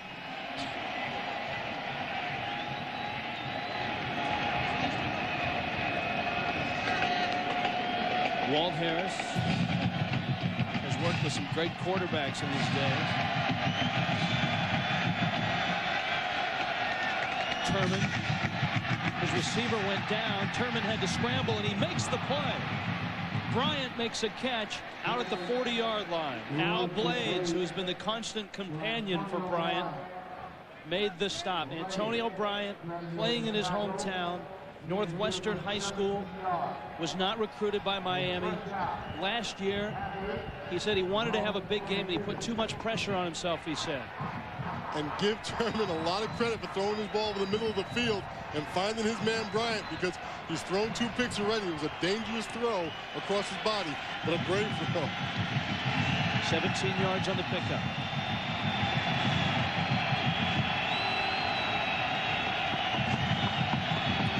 Only the 3rd catch for Bryant today. And Pittsburgh keeps it on the ground out to the 45. Dan Morgan made the stop. Pittsburgh managed to give different looks up front in the first half, spreading them out with 4 wide receivers and flexing the tight end and then running the ball in the middle. Productive so far on just a few carries by Barlow in the run game.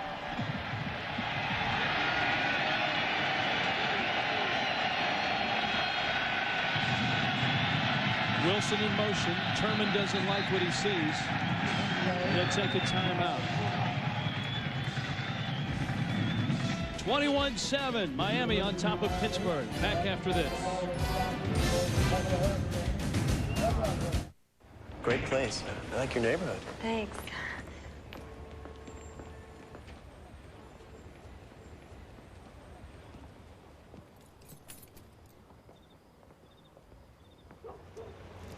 Oh,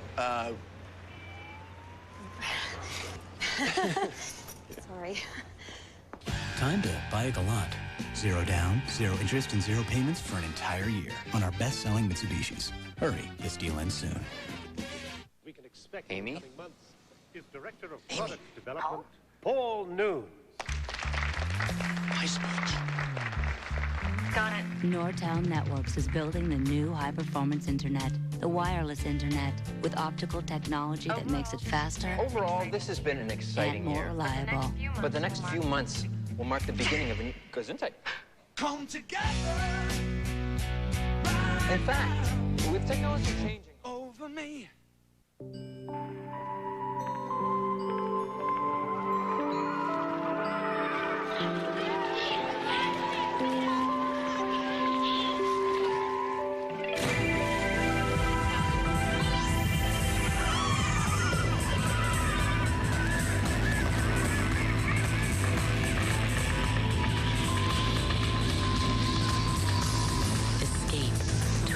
place. Sony Vega. The Miami Hurricanes are whirling towards a shot at the national championship. Can Syracuse knock the wind out of them? Miami versus Syracuse at 6:30 next Saturday on ESPN. ESPN2's presentation of college football is brought to you by Mitsubishi Motors. The 2001 Galant. Wake up and drive. Welcome back to Miami. 21-7. The number 2 team in the country, at least in the polls. In the BCS, Miami, of course, number 3 by percentage points. John Turner. All day to throw. Bryant is open. Can't make the catch. It was in his hands. And it's the second ball. He's dropped. Nice throw by Turman. 3rd down and 7. Holly Rowe talked about these guys in the secondary, John, back and forth with Bryant. He knows that he has to win these battles. He knows he's not going to get those opportunities. He throws the hands up. I'm going deep. Ball goes right through his hands. He has to make that catch.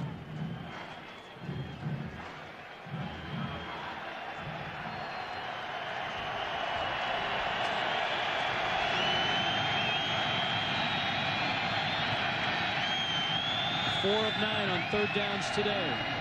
Turman in trouble. Scrambling, throwing. It's dropped again by Bryant. Turman may have been across the line of scrimmage. Turman was way across the line of scrimmage. I thought he was going to tuck and run. And Rich, you got to think that the Miami secondary is in the ear of Antonio Bryant. They're not just in his ear, Donnie. They're in his head. Yeah, exactly right. That is his 3rd drop of the day. And although it's a costly one because of, obviously it doesn't count because of the penalty, it's in his own head now. He's had 3 drops and 3 big drops. It's a loss of down penalty. So Pittsburgh is going to have to punt. 4th down at 12. And this ball is right in his hands. That's the second, actually the 3rd pass that's gone right in and out of the hands of Antonio Bryant. Andy Lee to punt, and the ever-dangerous Santana Moss back to receive.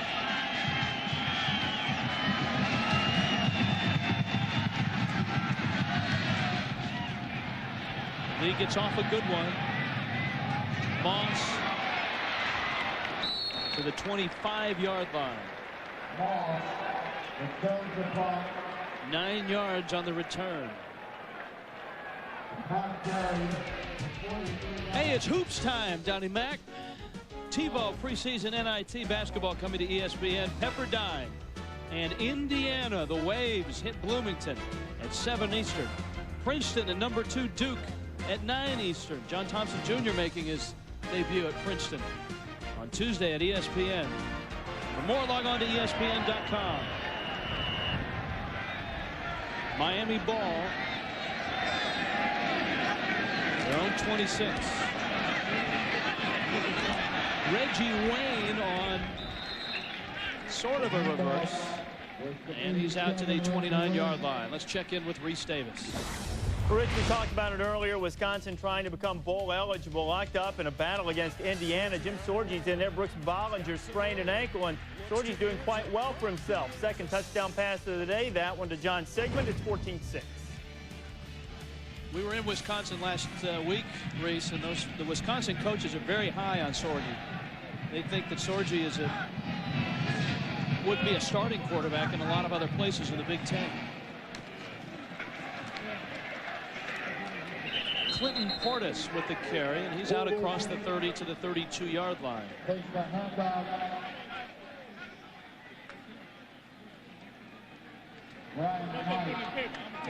Brian Knight, the junior, in pursuit. And Brian Knight was the one who made the last play on the reverse to King. He's showing a tremendous amount of speed and quickness coming down the line and chasing plays. On 3rd and 4, quick throw. Oh. How would would you like to be a quarterback with these receivers? Reggie Wayne.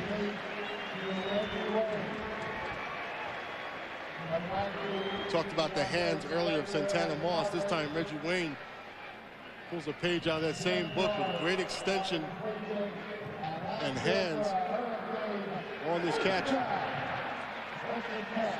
Just caught the end of the ball. It's impressive.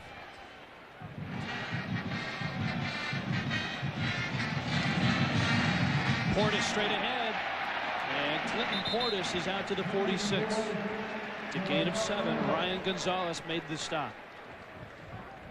Clinton Portis is a guy we weren't expecting to see today. We weren't sure if he was going to play or not. He's not even listed in the 2 deep. But he's had a few big games for them in his career. He was a freshman All-American last year. They've got James Jackson. We've seen him most of the day. They've lost Najee Davenport, their fullback. DJ Williams has not played for Miami.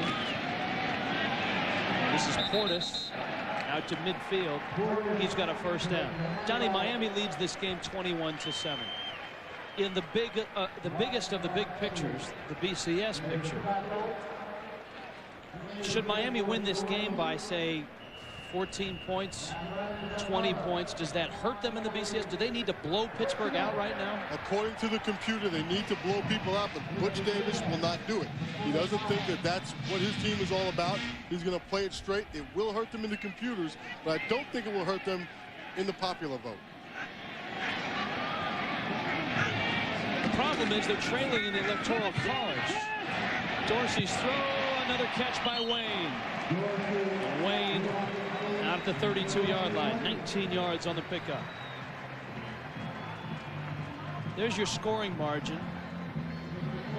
Miami has a better scoring margin than Florida State, though that probably will change today. Florida State has what, Wake Forest today? Wake Forest. They're only about a 50-point favorite. You have two different coaching personalities and styles here. You see the disparity. Yeah.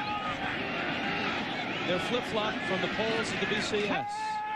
Dorsey throws short, caught by Wayne, spins away from one. Wayne down to the 10-yard line. First down, Miami. Miami's just starting to take over this ball game now. They've got their run game going with Portis, and they're being more methodical in the pass game.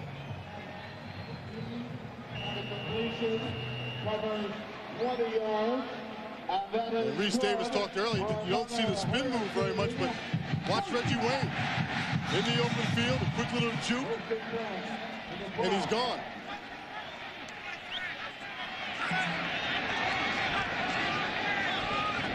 First and 10 from the 12. Dorsey, Moss is open. Dorsey, incomplete. Santana Moss was doing everything he could in the back of the end zone to get Dorsey's attention. And he came across the field. I think he probably got across the field too fast. He came across the field like a shot. And by the time Dorsey got his head around, Moss was already in the corner of the end zone. He's saying, why not me? See, I'm here.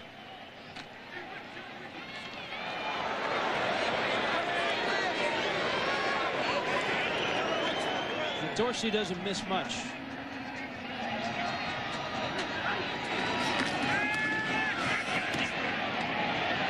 Man open, Robert Williams. And he's dropped. Boy, Torrey Cox made the stop. And this is going to bring up third down. You know, Pitt was concerned with their secondary going up against a high-powered offense, but I tell you, I am impressed with how well the Pittsburgh secondary has been tackling in the open field.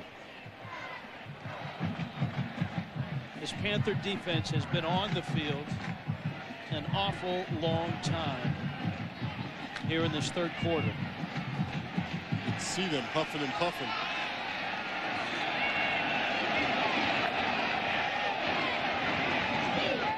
Dorsey.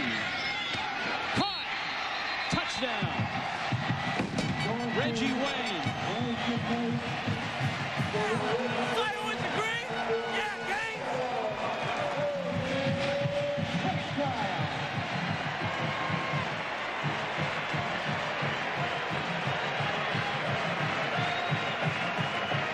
Put your eyes on Santana Moss. Reggie Wayne steps up big, and he certainly did in that last drive.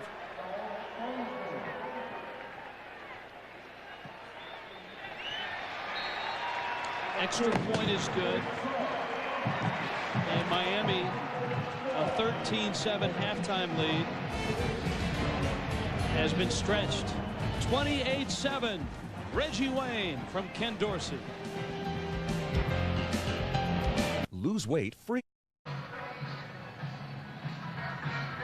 Reggie Wayne is just calling everyone to remind them that he's the career leading receiver in Miami history. Santana Moss gets a lot of headlines, but Reggie Wayne now has a Miami record. He's caught a ball in 34 consecutive games. 4 on that drive.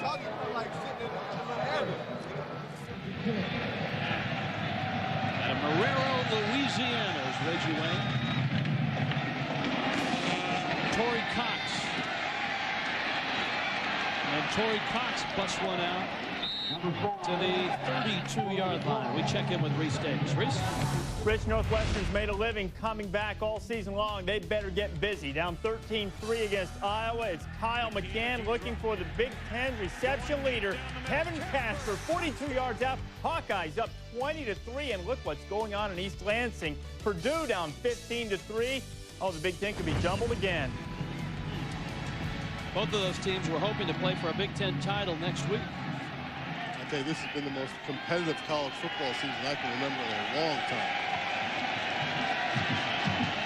Now Pittsburgh has to get up off the mat, or they may just stay down.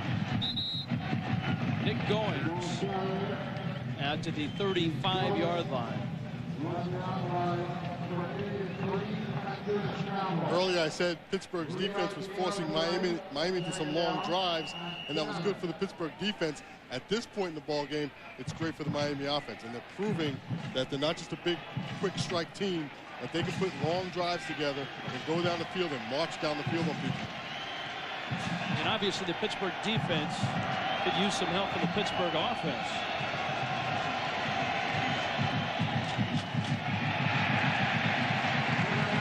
Goings to the 34-yard line. Dan Morgan made another stop.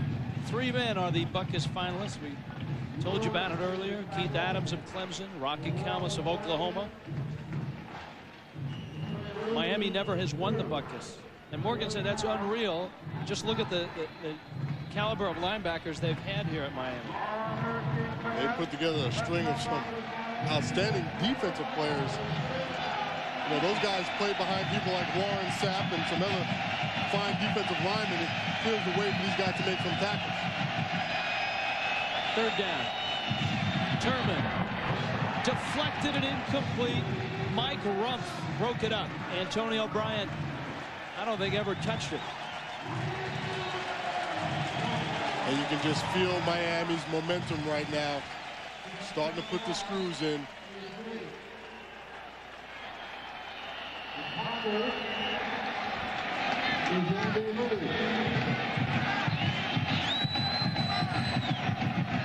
Andy Lee to punt it away. Santana Moss is waiting.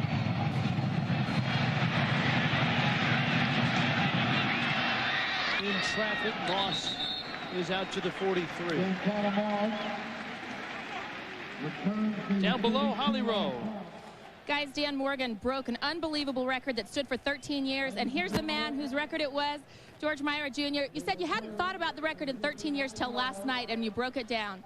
Yeah, I haven't really thought about it. I was at work last night, and a couple of guys were talking about it, and, you know, I sat down, I said, you know, God, that's a heck of a lot of tackles, and, you know, I had 490, and I broke it down to 130 a year for 4 years. You couldn't miss a game or get hurt, and you had to be there every game, and even Joe Rose told me today that it was a phenomenal record. Well, you give Dan some grief because you said it even missing a game, but you keep pushing him to do better himself. Oh, yeah, I give him a little tease. I said, you know, I missed a game. You know, you started more games than I did, but I keep driving and telling him, look, you got to keep going and pushing. And he's done well, and I congratulated him on the sideline. And I think he's played one of the best games he's played this year. They moved down from outside linebacker to inside this year, which is a rare move for kids to succeed at, but you think he's made the adjustment? Yeah, he's done very well. You know, the rule is you know, an inside guy can go outside, but an outside guy can't come inside. But Dan has proven him wrong, and he's done it, and he's doing an exceptionally good job this year. Thanks very much for your time. Thank you. Rich. Thanks, Holly.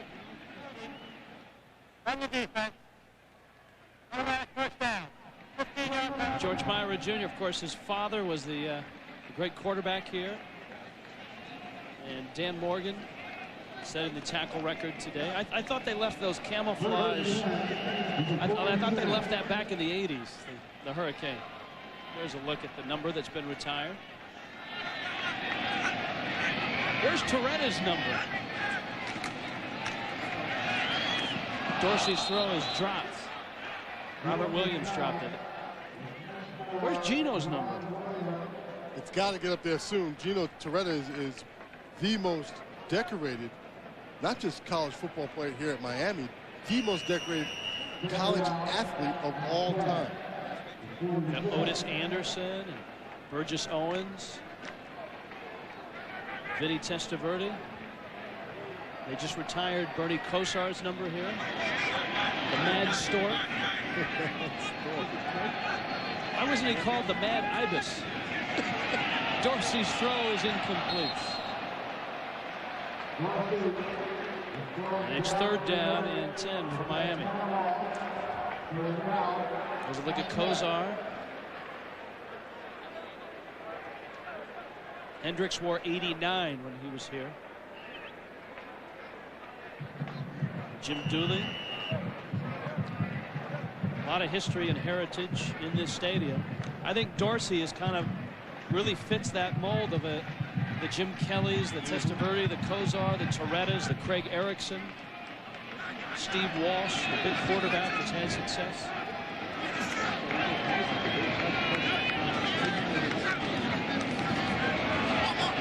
A wobbly pass is incomplete.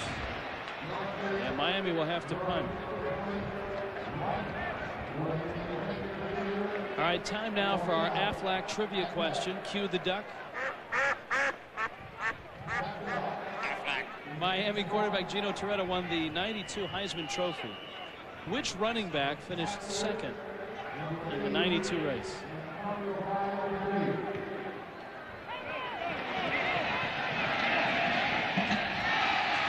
That's a touchback. It's a nice effort. Nice effort by Andre Johnson, but it's coming out to the 20-yard line. And I'm stymied by the question.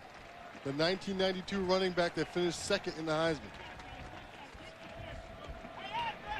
Oh, just missed it. Great play, great effort. Shit, that's good. You heard the coaches calling great effort, great effort. That's all you want from your team, especially when you're up 21. You have a hint for me? You know, I don't know the answer. I'm stymied as you are. You're killing me.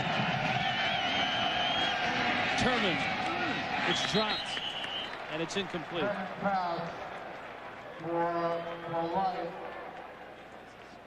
Donnie, a program that if you're a college football fan, you really should catch. A SportsCenter flashback is on ESPN Classic. It aired last week. It's on ESPN Classic on Tuesday at 7 Eastern. Remembering Marshall 30 years later. Going back to November of 1970. You know, I watched that program the other night, and it's amazing how that entire city was affected by that tragedy. And that ball's caught by Lou Polite. And Lou Polite, with a few of his friends, make their way out to the 27-yard line. It's Donnie, I've been back to Marshall to do 3 games, the MAC championship the last 3 years. And it's amazing that when you go back there, still, there is that air and that, I don't want to say uneasiness, but it's an aura about that program and about that accident and about that team that still remains. There are members that were around that team, that were on that team, that were not on that plane, that have never gone back to that stadium. And will not go back to that stadium still to this day. Turman. A completion to Lateef Grimm out to the 35-yard line. It's an 8-yard pickup. Pitt trying to move the ball. Down 28-7 here in the Orange Bowl. And that is a big completion for Turman in what has been otherwise a dismal second half so far. A few drops, especially from the big guy, Antonio Bryant. A fumble by Barlow.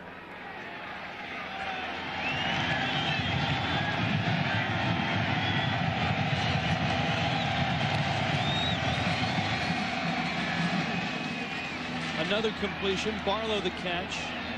And the Hurricanes swarm. And be short of the first down. Aflac trivia answer. The question was, our own buddy Gino Toretto won the Heisman in '92. Which running back finished second? And the answer is Marshall Faulk. That's a good question. That's a Susie Hinsdale special. Marshall Faulk. I didn't think he was that old. It's Susie's job every week to come up with those questions.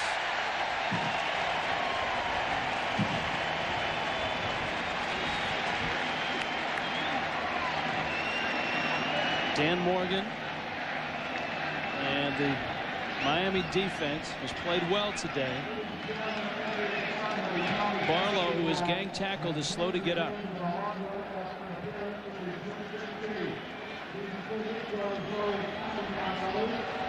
And this is the time in the ball game when this Miami team knows that teams come down here from up north in the heat and they start to wear down.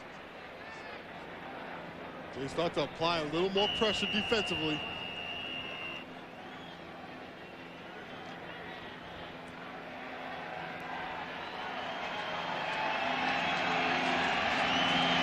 Second down, 6.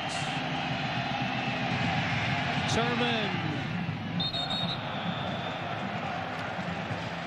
caught at the 36. Actually dropped. The ball hit the ground first. It's incomplete. We head to the studios. Reese Davis. Down in College Station, Rich, Oklahoma, Texas A&M, the Aggies deep in Sooner land. Mark Ferris, look at this beautifully thrown ball to Robert Ferguson, and Texas A&M takes a touchdown lead to the half. And Lee Corso's looking better and better. He had the Aggie hat on this morning. And the BCS computers are spinning. That last pass was incomplete. Third down and 6. Turman's going down. Dropped at the 36. Like I said, Miami steps up their game at this point in the ball game. Going into the fourth quarter with the lead, Miami is tough. Quincy Hips, the senior out of Tampa, with the sack. And Hips is one-on-one with a back, and he's going to win that battle every time. Pitt worst in the Big East in giving up sacks. 32 coming into play, and that's the first today. You give Santana Moss enough times, or enough tries. Moss is out to the 37-yard line. It's one of the things Pittsburgh's done well today. Moss hasn't hurt him on the return game. Pittsburgh's been very good in the special teams game. Where they've hurt themselves have been on turnovers and drops, and those two elements right there have cost Pittsburgh this ball game so far. Donnie, do style points help in the BCS? Because I don't think Miami will, at this point in the game, through these 3 quarters, I don't think they're going to get many style points for this one. No, they won't get style points, and again, the computer knows nothing about style, but I'm impressed with how they've played this ball game. They took some chances early, trying to make some things happen, and now James Jackson is loose. And now their run game is picking up. James Jackson wasn't given that kind of freedom in the first half, and now because of their methodic play through 3 quarters, they're starting to get their run game going. 24 yards on the carry. And Jackson does most of this himself. He cuts inside, he's got blocks to his side, and then he has that speed to bounce it outside. With all the pounding they've been doing on the inside and not getting much. Pittsburgh's defense is a little worn down.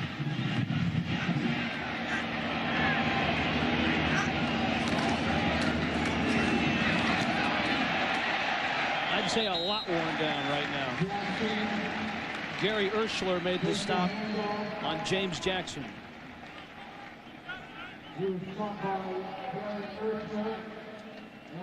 Oklahoma trailing right now, so in the BCS picture.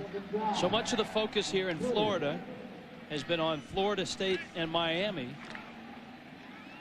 And the Hurricane don't have anything to worry about if Oklahoma gets beat today. At least for a week. Rest of the way for Miami in the Big East.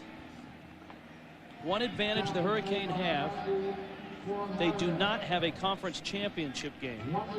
So if they beat Pittsburgh today, and it looks like they will, if they win at Syracuse and then beat Boston College, it looks like they've got an outstanding shot at being 1 or 2 in that BCS. If you're in the SEC or the Big 12, Don, that extra game can hurt you, I think, a lot more than it can help you in terms of the BCS. Absolutely. Hopefully it'd be great to see that Nebraska-Oklahoma rematch. Will definitely be a key. Number 2 Miami has stretched their lead. Reggie Wayne's having a day. 28-7 Hurricane. I don't know that Miami's finest will be needed to keep the crowd off the field after this one. It's kind of a disappointing turnout here at the Orange Bowl for the number 2 team in the country. Dorsey, Moss, look out, 10, and out of bounds.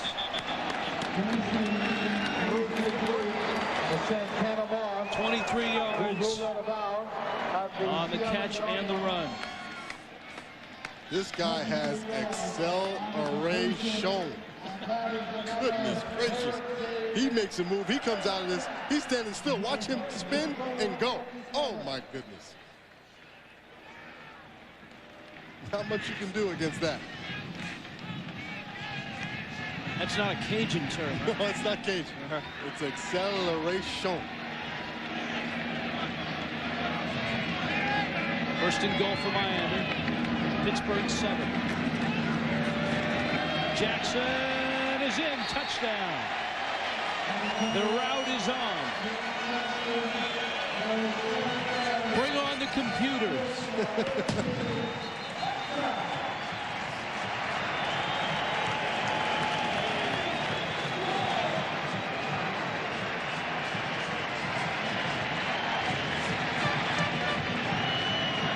Holly Rowe talked earlier about James Jackson finishing runs, and it's exactly what he's done on this drive.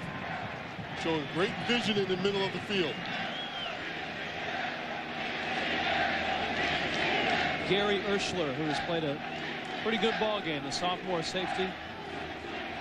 Pittsburgh, of course, lost their great tackler, Ramon Walker, with a knee injury. Corey Humphreys has been banged up. Torrey Cox, Gary Urschler, William Ferguson, all having to play in the secondary.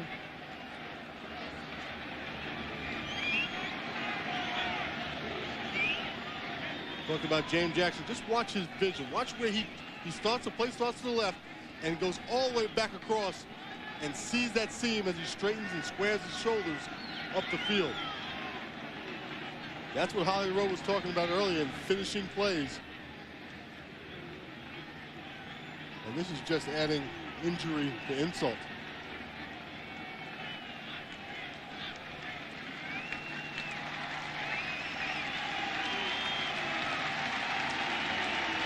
When they're over 31, they've won 100 straight. And you might look at that stat and you'd say, duh. But you know what? In modern day college football, you look at the Northwestern Michigan game as an example. 45 to 40 games all of a sudden are not that uncommon.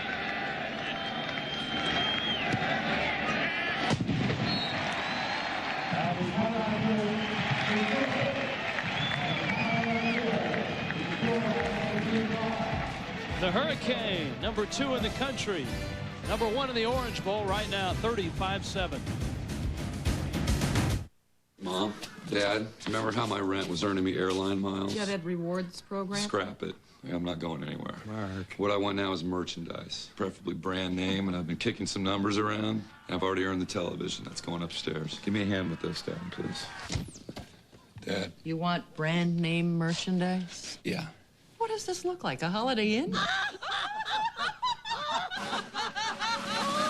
Points, miles, or merchandise. Holiday Inn gives you more, and more is better.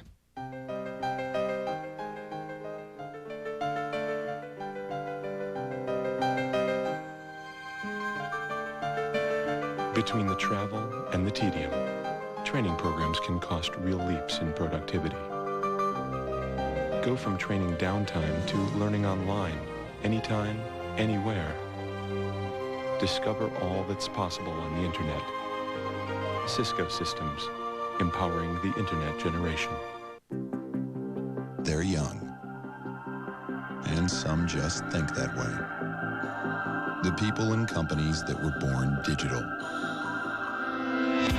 or reborn, as comfortable with data as the last generation was with the telephone, as long as they have the right set of tools and the right company behind them.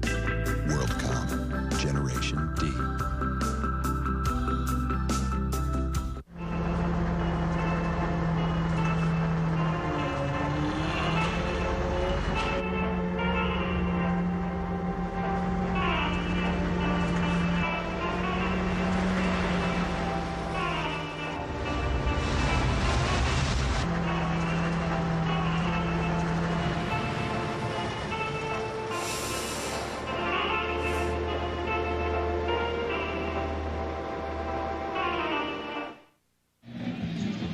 .5.7. They've got the headgear on. Even the horses got the headgear going. You think the horse is really... I was about to say, you think the horse has any idea we're making fun of it? You think he's a Seminole fan? Gator fan? He probably is, because you know that's where all the horse farms up in Ocala County. You know, Donnie, I can honestly say I did not know that. I did not know that. I know you didn't.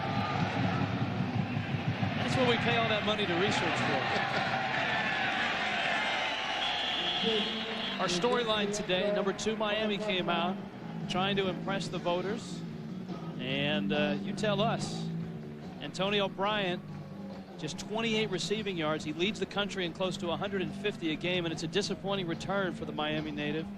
Pitt's defense has played very, very well, but so has Ken Dorsey, the sophomore quarterback out of Orinda, California.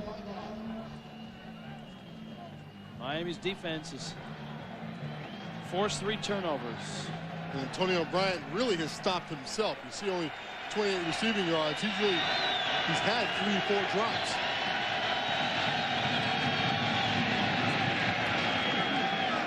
Nick Goings out to the 24-yard line. Dustin Pachotti on the carry.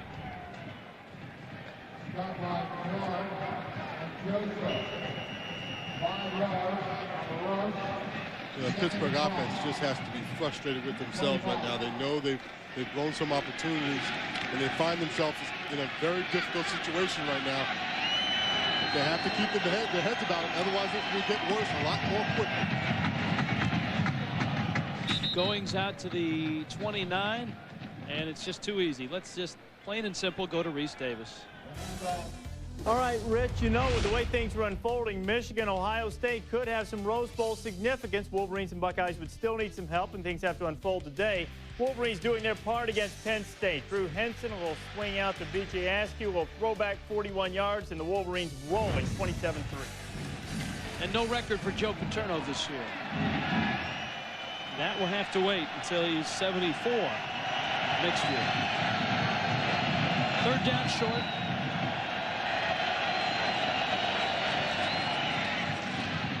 Dustin Pachotti. And Pachotti is out to the 33-yard line. Rich Waltz, Don McPherson, Holly Rowe in the Orange Bowl. And number 51, Jonathan Vilma. Where Miami has had a wonderful season so far. And if they continue to play like this, with 2 more games left in their Big East schedule, have a very, very, very, very good chance of being in the national championship game up the road at Joe Robbie.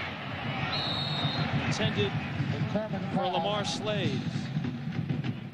And it's incomplete. And it's inconceivable to me how they can be ranked number 3 in the BCS. I mean, I know there's a formula, and I know there's 8 computers and strength of schedule. They beat the number 1 team in the country, Florida State. They beat the number 2 team in the country in Virginia Tech.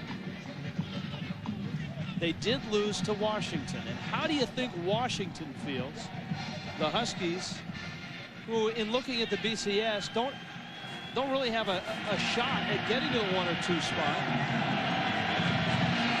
Turman on a shovel pass. Goings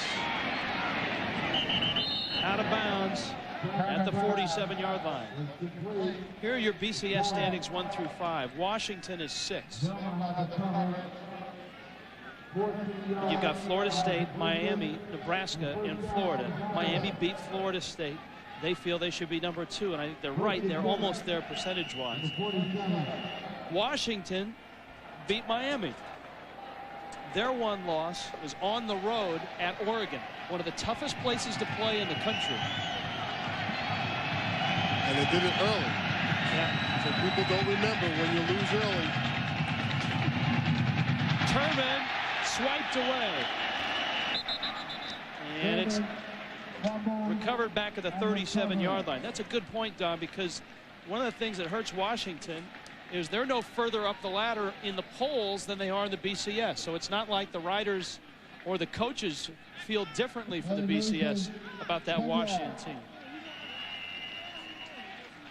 Meanwhile, here in Miami, Pittsburgh continues to have their problems. As Turman just loses the ball, William Joseph gets a hand on it. And they're going in the opposite direction once again, 2nd and 20.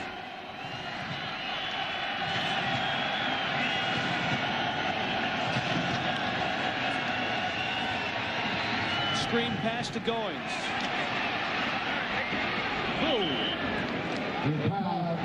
And the senior out of Dublin, Ohio, puts his head down. Stop by Rump and Vilma. It's a big play just to get back to the original line of scrimmage. Come on, McPherson. I mean, at the very least, you could spring for a new flag for your alma mater here at the Orange Bowl. That is a weather-beaten Syracuse flag.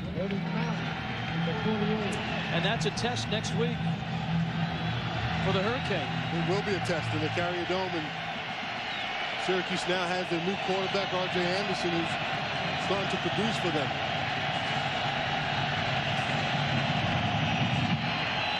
Turman threw it behind his receiver. He was looking for Grimm.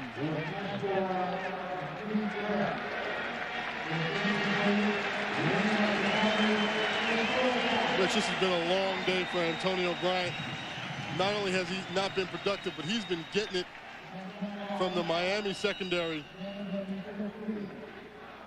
And it's just a long day for a kid who comes back to his hometown. And you know, he can complain all he wants to his quarterback, but the fact of the matter is he dropped 3 balls that were thrown right to him earlier in the game, and those, I think, are factors in this game.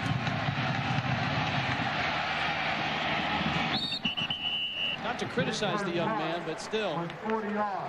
35-7, Miami's on top. Santana Moss and the Hurricane get the ball when we get back.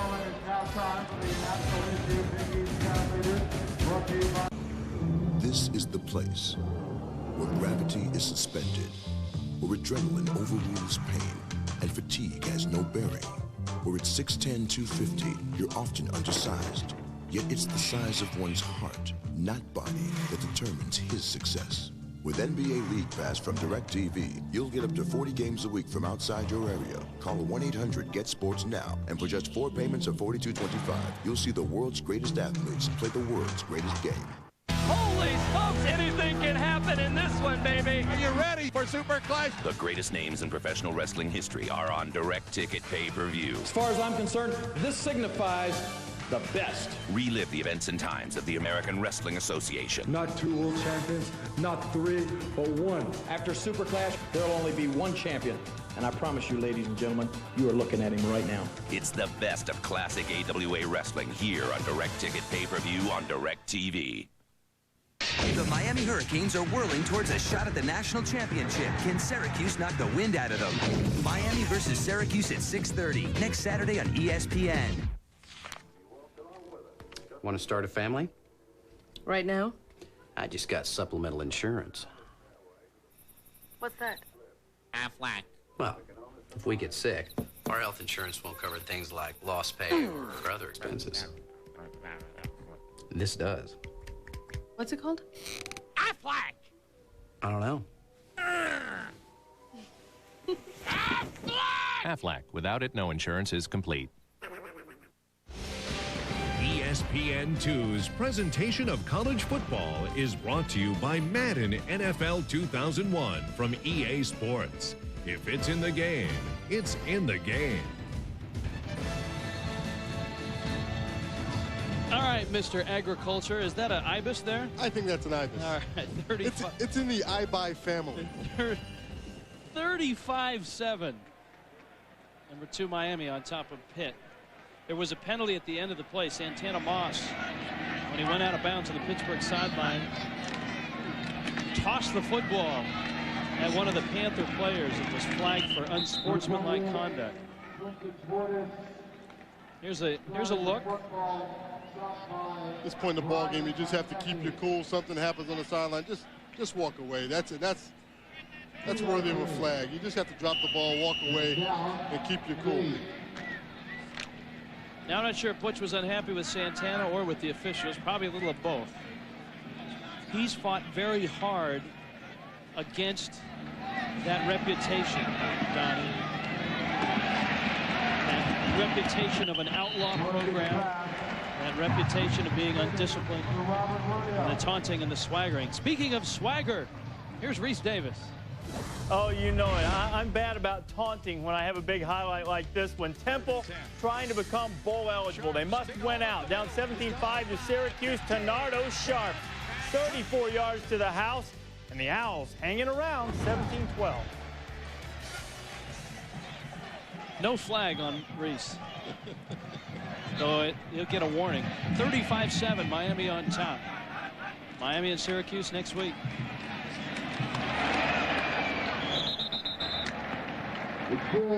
Out to the 35-yard line, Clinton Portis the carry. Gerald Hayes made the stop. 6 yards on the Portis run. Second down and 4. Santana Moss is now the leader in career receiving yardage. You recognize that name in the middle, but look at the third name. Reggie Wayne tells you how productive these 2 players have been for Miami over the years. Portis out to the 34-yard line. I want to finish my discussion on Butch Davis because we talked to him yesterday about the reputation that Miami received in the 80s and the early 90s as not an outlaw program, but being out of control and undisciplined and the taunting and all of that. He has tried very, very hard to corral that both on the field and in the classroom. This football program academically is becoming one of the best in the country. And to me, it sounds strange to say it, but it's true. They had a 73% graduation rate last year. An outstanding job. As you mentioned in the classroom, and how he mentioned how Jimmy Johnson was one of the first coaches and first programs to put an academic advisor together for the football team. This is people forget, University of Miami is an outstanding academic institution. It's not a very large school, and they do recruit a lot of players who they give a lot of help to in the classroom. Reggie Wayne made that catch, and one of the reasons Johnson did that is because Miami recruits nationally. You'll get Dorsey from California. And when he went recruiting nationally, he would run into the Notre Dames and the Stanfords. And those schools not only could offer football and a shot at the NFL, but also a diploma. And Davis has really worked hard to to continue that. Hayes with another stop on Portis. Butch Davis's picture was in the Alabama papers yesterday as being one of the leading candidates, if not now the leading candidate, now that Tommy Bowden has signed an extension at Clemson, as the head coach at Alabama. And Davis would have none of that talk. I think if Butch Davis makes a move, it's going to be to the next level. He is a pro-type coach. He spent some time in the NFL with the Cowboys, got a taste of what that's all about. Got 2 Super Bowl rings from his Cowboy days. Andre Johnson, the freshman, did not get the foot down, and he's out of bounds. Let's go down to Holly Rowe. Hey, guys, we're here with a proud brother and former proud Miami player, Benny Blades. You won the Thorpe Award here as a good defensive back, but you said you give your brother a few pointers as well. Al Blades having a sensational day, shutting down some pretty good receivers. Yeah, I tell you what, he's having a tremendous day today. A few times that the guys get behind him, and, of course, as being a brother and a former defensive back, I had to tell him, hey, look, you got to make those plays. Good players make those plays, and he's been responding. And so, hey, makes me not only a proud Hurricane, but a proud brother. I can't imagine the kind of pressure he's on to have to live up to your expectations and his brother Brian's. Is it hard to be a Blades brother? It's definitely hard to be a Blades brother, but not only be a Blades brother, but be a Blades kid in that family. I mean, we had a couple of sisters that ran track and they competed in the Olympic trials, and then I have 2 brothers that come out and play for the University of Miami and both have NFL careers. I told them, I said, if I was you, I wouldn't want to make that decision to come to Miami with all the mystique and all the prestige we brought, especially to the Blades family, and now have a son coming up. So the pressure's on. Well, he's lived up to it so far. Thanks very much, Benny. All right. Thanks, Holly. Rich, I came out with Benny Blades in the same year and played a few All-Star games with him. He was a tremendous hitter as a safety. He was a lot like Ronnie Lott, would come up and lay the wood to you. Longtime Detroit Lion. Miami, like the old Miami, 35-7. Rated E for everyone.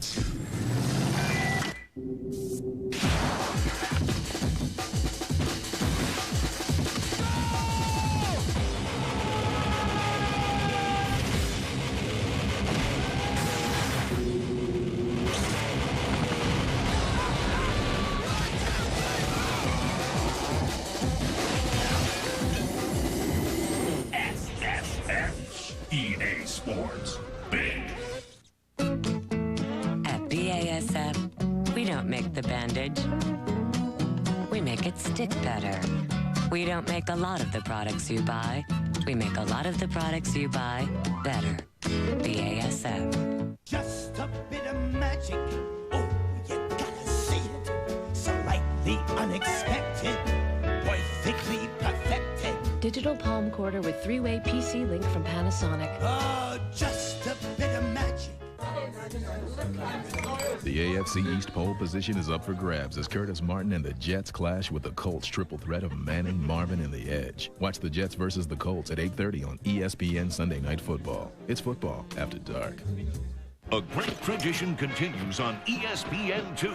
Friday Night Fights. This week's main event, Corey Spinks takes on Edgar Ruiz in a 12-round welterweight battle. Friday Night Fights, Friday at 9 on ESPN2. You never know what you're going to run into in Miami. You know, there are so many beautiful people in Miami. And we picked that one. We picked this guy. Hopefully that will not be an Olympic sport. But the way that's going, you never know. Pittsburgh ball.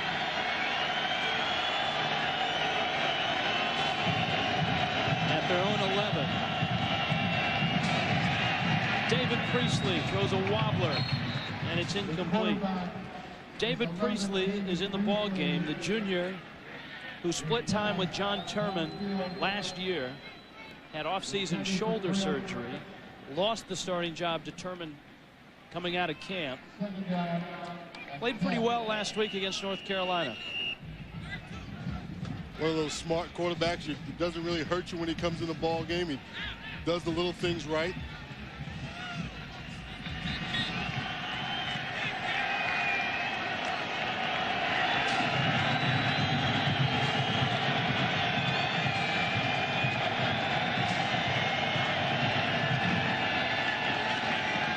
Priestley sacked. Cornelius Green. Flag down.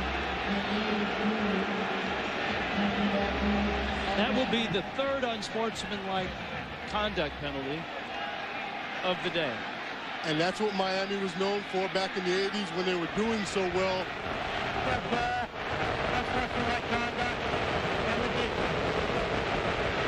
And that's the swagger of Miami. You get both at the same time. You get a team that plays confident, plays hard, but you also get a team that's going to stand up and do this. And that's a pretty cheap call, but I think the message is clear that the officials are not going to tolerate this, and these are Big East officials, so they want to make that clear that as Miami comes back, we don't want this to come back with it. I think they've done a nice job today. They've had some difficult calls to make, and they've made them. I agree.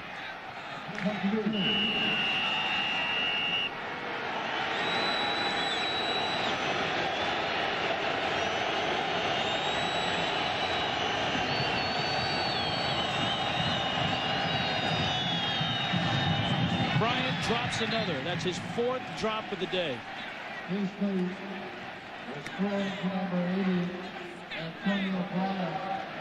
And Rich, you were being critical of Antonio Bryant earlier, and I agree with you. You're 100% right. And you have to feel for this kid. It's got to be a tough game to come back to your home city with great expectations, having a fine year, and just not being able to put it together. Donnie, to clarify, I was not critical of him dropping the football. I was critical of him complaining that his quarterback wasn't throwing his way when he had dropped the football now 4 times. Priestley to the 31-yard line.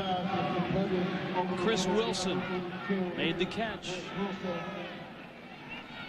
Regardless of this score, 35-7, I still like this Pittsburgh program. I think they're a program on the rise.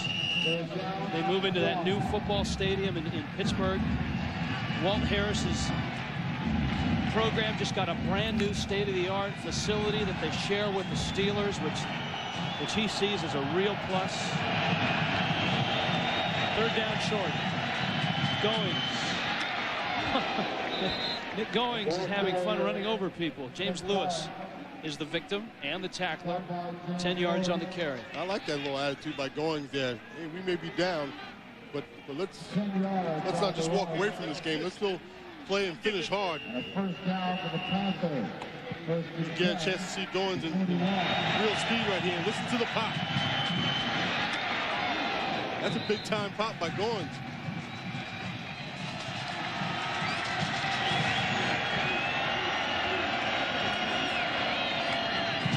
Bryant makes the catch. And he is taken out of bounds at the 44-yard line. To the studios, Reese Davis. And Rich, maybe Miami doesn't have to worry about Florida State in the BCS. Maybe they might want to think about playing them again. Oklahoma and Texas A&M. Heupel throws his 2nd pick of the day. Terrence Keel gets it. And what do you want on your tombstone? Jamar Toombs going in, and the Aggies up 24-10 in the 3rd. Very nicely done. Yeah, Donnie, we talked about that point. The focus in this state, aside from Bush and Gore and all that mess, has been Florida State and Miami. The quick throw is dropped by Chris Wilson. Butch Davis told us yesterday, look, in college football, there are a lot of things you can't control. And one of them is the BCS. Which is exactly why we opened the show today by talking about what Miami has to do. That's definitely not an Ibis. And what Miami has to do is focus on themselves and keep their eyes focused on what the Miami Hurricanes need to get done and not worry about anyone else. And they've done that today. Priestley scrambling and throwing, and it's incomplete. And Priestley ended up in a bunch of Hurricanes. He's all right.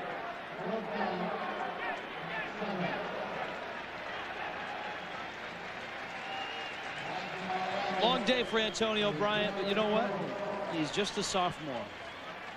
And I have a feeling before he leaves Pittsburgh, he will have a good day against the Hurricanes.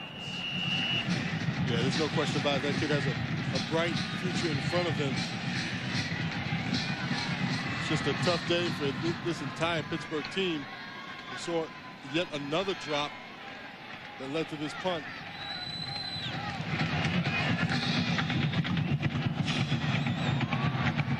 Darryl Jones, fair catch at the 22-yard line.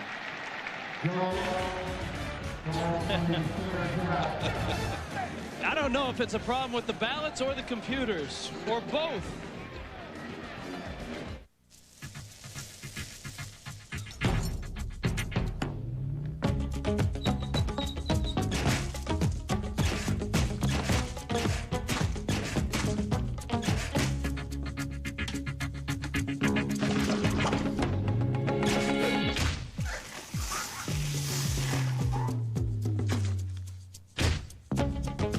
Get the power of 3, the Intel Pentium 3 processor. There are times when you have trouble sleeping because you can't stop thinking about the tensions of the day.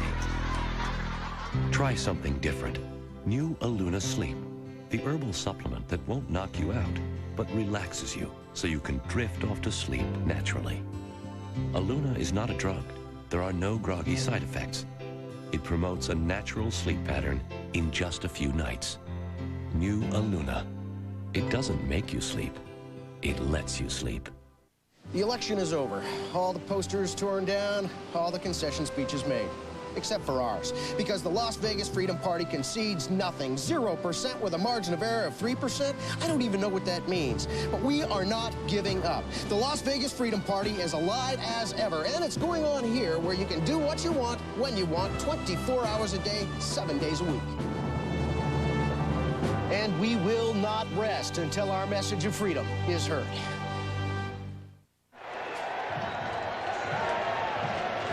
$35-7, number 2 Miami on top. This Orange Bowl just got a real jolt. 47,000 came to their feet when they announced that Oklahoma was losing, as we just saw with Reese Davis. Oklahoma obviously number 1 in the country, number 1 in the BCS. Clinton Portis runs out of bounds. Oh, so much more coming up on ESPN and ESPN2. Ohio State and Illinois. It's a huge game for Ohio State, especially if Northwestern and Purdue continue to trail as they are today. Air Force and Colorado State on ESPN2 at 6 Eastern. Number 13, Georgia. Number 23, Auburn, our primetime game on ESPN. And on ESPN2, LSU and Ole Miss at 9 Eastern. Tonight on ESPN and ESPN2, your home for college football on the internet. Portis over the right side to the 32-yard line. And I can't stress enough that if Miami wins out, they win the Big East. And I think it's a huge advantage that they do not play in a conference that has a conference championship game. Because if that were the case, Don, they probably would have to meet someone like Virginia Tech again with a healthy Michael Vick. That's exactly right. And, you know, it's a shame that schools in the Big 12 are, in a sense, penalized because of the BCS ranking in the computer system that penalized them for what was considered to be a plus, having a championship game.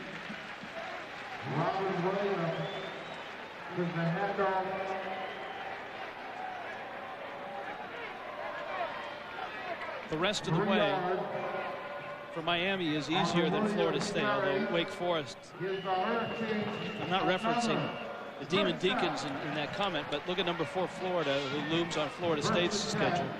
At Syracuse next week on ESPN, and then Boston College.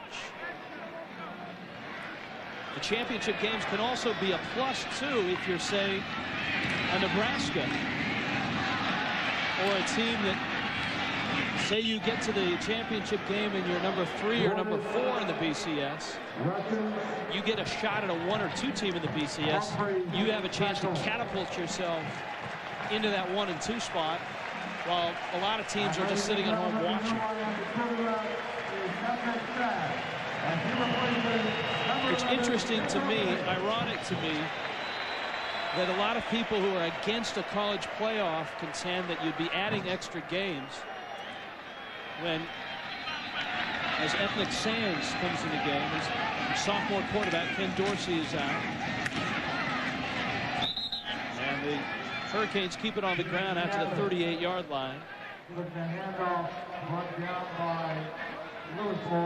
That was Jason Gathers. There's a look at Sands, the sophomore out of Miami. Donnie, everyone said you can't have a playoff because that adds too many games. Oh, by the way, you know, college football teams are going to start playing 12 games here coming up pretty soon on certain seasons. Right. And you got championship games and preseason games.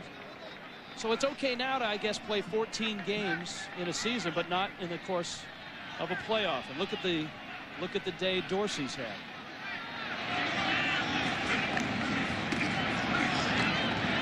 And Gathers is out to the 44-yard line. Of course, I can make this point because Rod Gilmore's not here. And neither is Toretta, who almost slugged me last year when we brought that whole playoff BCS argument up. You know, this is not a popular opinion, but I am a traditionalist, and I think that the bowl system was fine. The ranking system was fine. We live, obviously, in a country that wants number one all the time. We want a definitive number one. And so the BCS was born to get to this definitive number one. And I think what gets lost in all that is the spirit of college football. And we've seen such a competitive year this year, and we should be enjoying what these young men have been doing on the field all year long, as opposed to arguing about what a computer or what 8 computers are going to say who is the best. This has been such a well-played and entertaining year of college football, and it wouldn't be a shame to see it tarnished because of a computer. Amen. Reverend McPherson, 35-7, Miami on top. C'est joli. C'est mon endroit préféré de Paris. On a été ici toute la journée. Wherever there is beautiful hair, without the slightest hint of a flake, there is Head & Shoulders. So with just the mere twist of a few strands, c'est tellement romantique. Écoute, he'll realize letting go may be the hardest thing he ever does. Oh, j'adore tes cheveux. I don't understand a word you just said, but keep on talking. Head & Shoulders. Dandruff should never get in the way of being close. Just a bit of magic. Oh, you gotta see it. Slightly unexpected. Perfectly perfected. Ahead of your head, I said. Our stuff is what dreams are made of. Time to bring it on home. High-definition television, made possible by Panasonic, just slightly ahead of our time. Oh, just a bit of magic. Another great day for that young quarterback, Ken Dorsey. The sophomore has number 2 Miami on top of Pittsburgh, 35-7. Rich Waltz, Don McPherson, Holly Rowe in the Orange Bowl.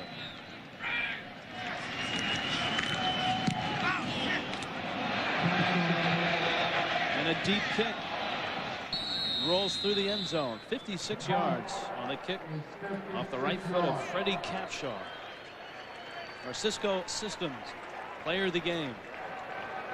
Dorsey now as a starter is 11-1, has thrown for 28 touchdowns and 5 interceptions. And you mentioned him amongst those names of Toretta and Kozar and the other great quarterbacks who played here in Miami. He is well on his way to playing that type of football. He was not recruited by the Cal Golden Bears. They had Kyle Baller and a good quarterback in their own right, but he grew up about 15 minutes from the Cal campus. Rutherford out to the 34-yard line. Let's go to the studios. Reese Davis. Michigan State's second best pass defense in the nation had throttled Drew Brees and Purdue until now. Brees, the Vinny Sutherland, who was momentarily stopped in time, but got loose and scored, and the Boilermakers back within 5 in the third quarter. Well, when you freeze a defensive back like that, Donnie. That's a heck of a juke move, Reese. You gotta keep your eye on him because it's pretty quick.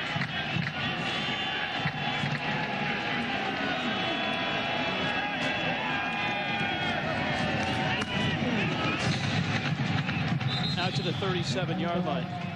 Donnie, let's talk more about the BCS. And I think you were probably referencing a team like Purdue in a sense that a lot of the luster of their season is taken off just by the fact that they're not in this, the final 3 or 4 teams in the BCS element when we get to the last month. Here's the scoring breakdown. You take the poll average, the coaches on the left, the riders on the right, then the computer average. They've added 4 computers, so there's 8 this year. Schedule strength is mixed in, and then number of losses. Add it all together, and the lowest number is number 1. The next lowest is number 2. Rutherford overthrows. And it's incomplete. So how is Florida State ranked ahead of Miami? Don? Well, you're figuring this out for me. I'm a former player. I don't get it. There's the strength of schedule. Miami has it on strength of schedule. And the remaining opponent's record. Now, remember, Wake Forest is one opponent, and then Florida is the other opponent for the Seminoles. And I joke saying I'm a former player and I don't get it, is that most players don't get it. They go out and they play football each week. You know, it occurs to me that the only difference between the confusion we used to have in the polls and the confusion we have now with the BCS is the BCS is sponsored. And there's more elements. There's more numbers to look at. You can quantify them. You can point to this number and point to that number. Where it used to be in the old polls, there was just a lot of, there was a little more mystery. Now there seems to be a little more confusion. And the one thing that I've heard, especially coming out of Miami this week, is that the polls don't recognize heart. They don't recognize the effort of the team or what goes on in the course of a ball game.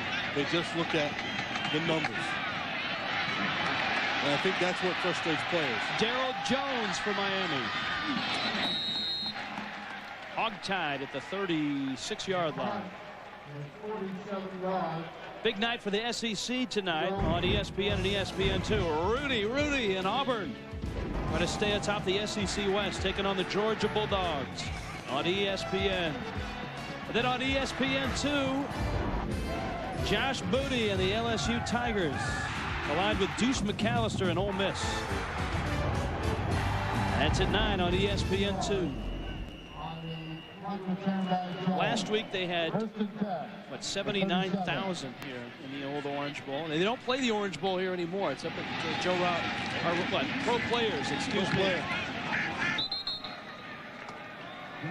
600 media credentials last week for Virginia Tech and Miami. You know, Gino Toretta talked about this a lot with Miami not drawing a lot of fans. And this is really, you know, I don't understand how teams making a run for a national championship and you only get 47,000 people. And I doubt there's 47 here. I don't see 47. And they had 77 for Florida State and more than 75 last week for Virginia Tech. And here's the team. Are they supporting the team? Or are they coming to watch, you know, who's coming in from out of town? Jason Gathers of Boca Raton.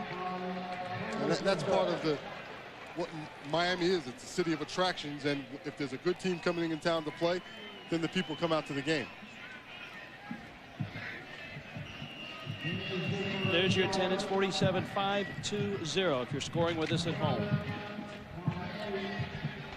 I don't think number 2 Miami has hurt themselves in either the poll or the BCS today. I think it's been an impressive showing. Again, the numbers might not look like they won as big as they would have expected to win. But if you look at the whole ball game, they played consistently all game long. They've done it in all aspects of the game. The big players stepped up. Santana Moss and Reggie Wayne stepped up and had great games. And Walt Harris and the Panthers still need another win to get to a bowl game. Butch Davis and the Hurricanes, number 2 in the country, number 3 in the BCS. They could move up. 35-7 is your final score. For Holly Rowe and Don McPherson, I'm Rich Waltz. This has been a presentation.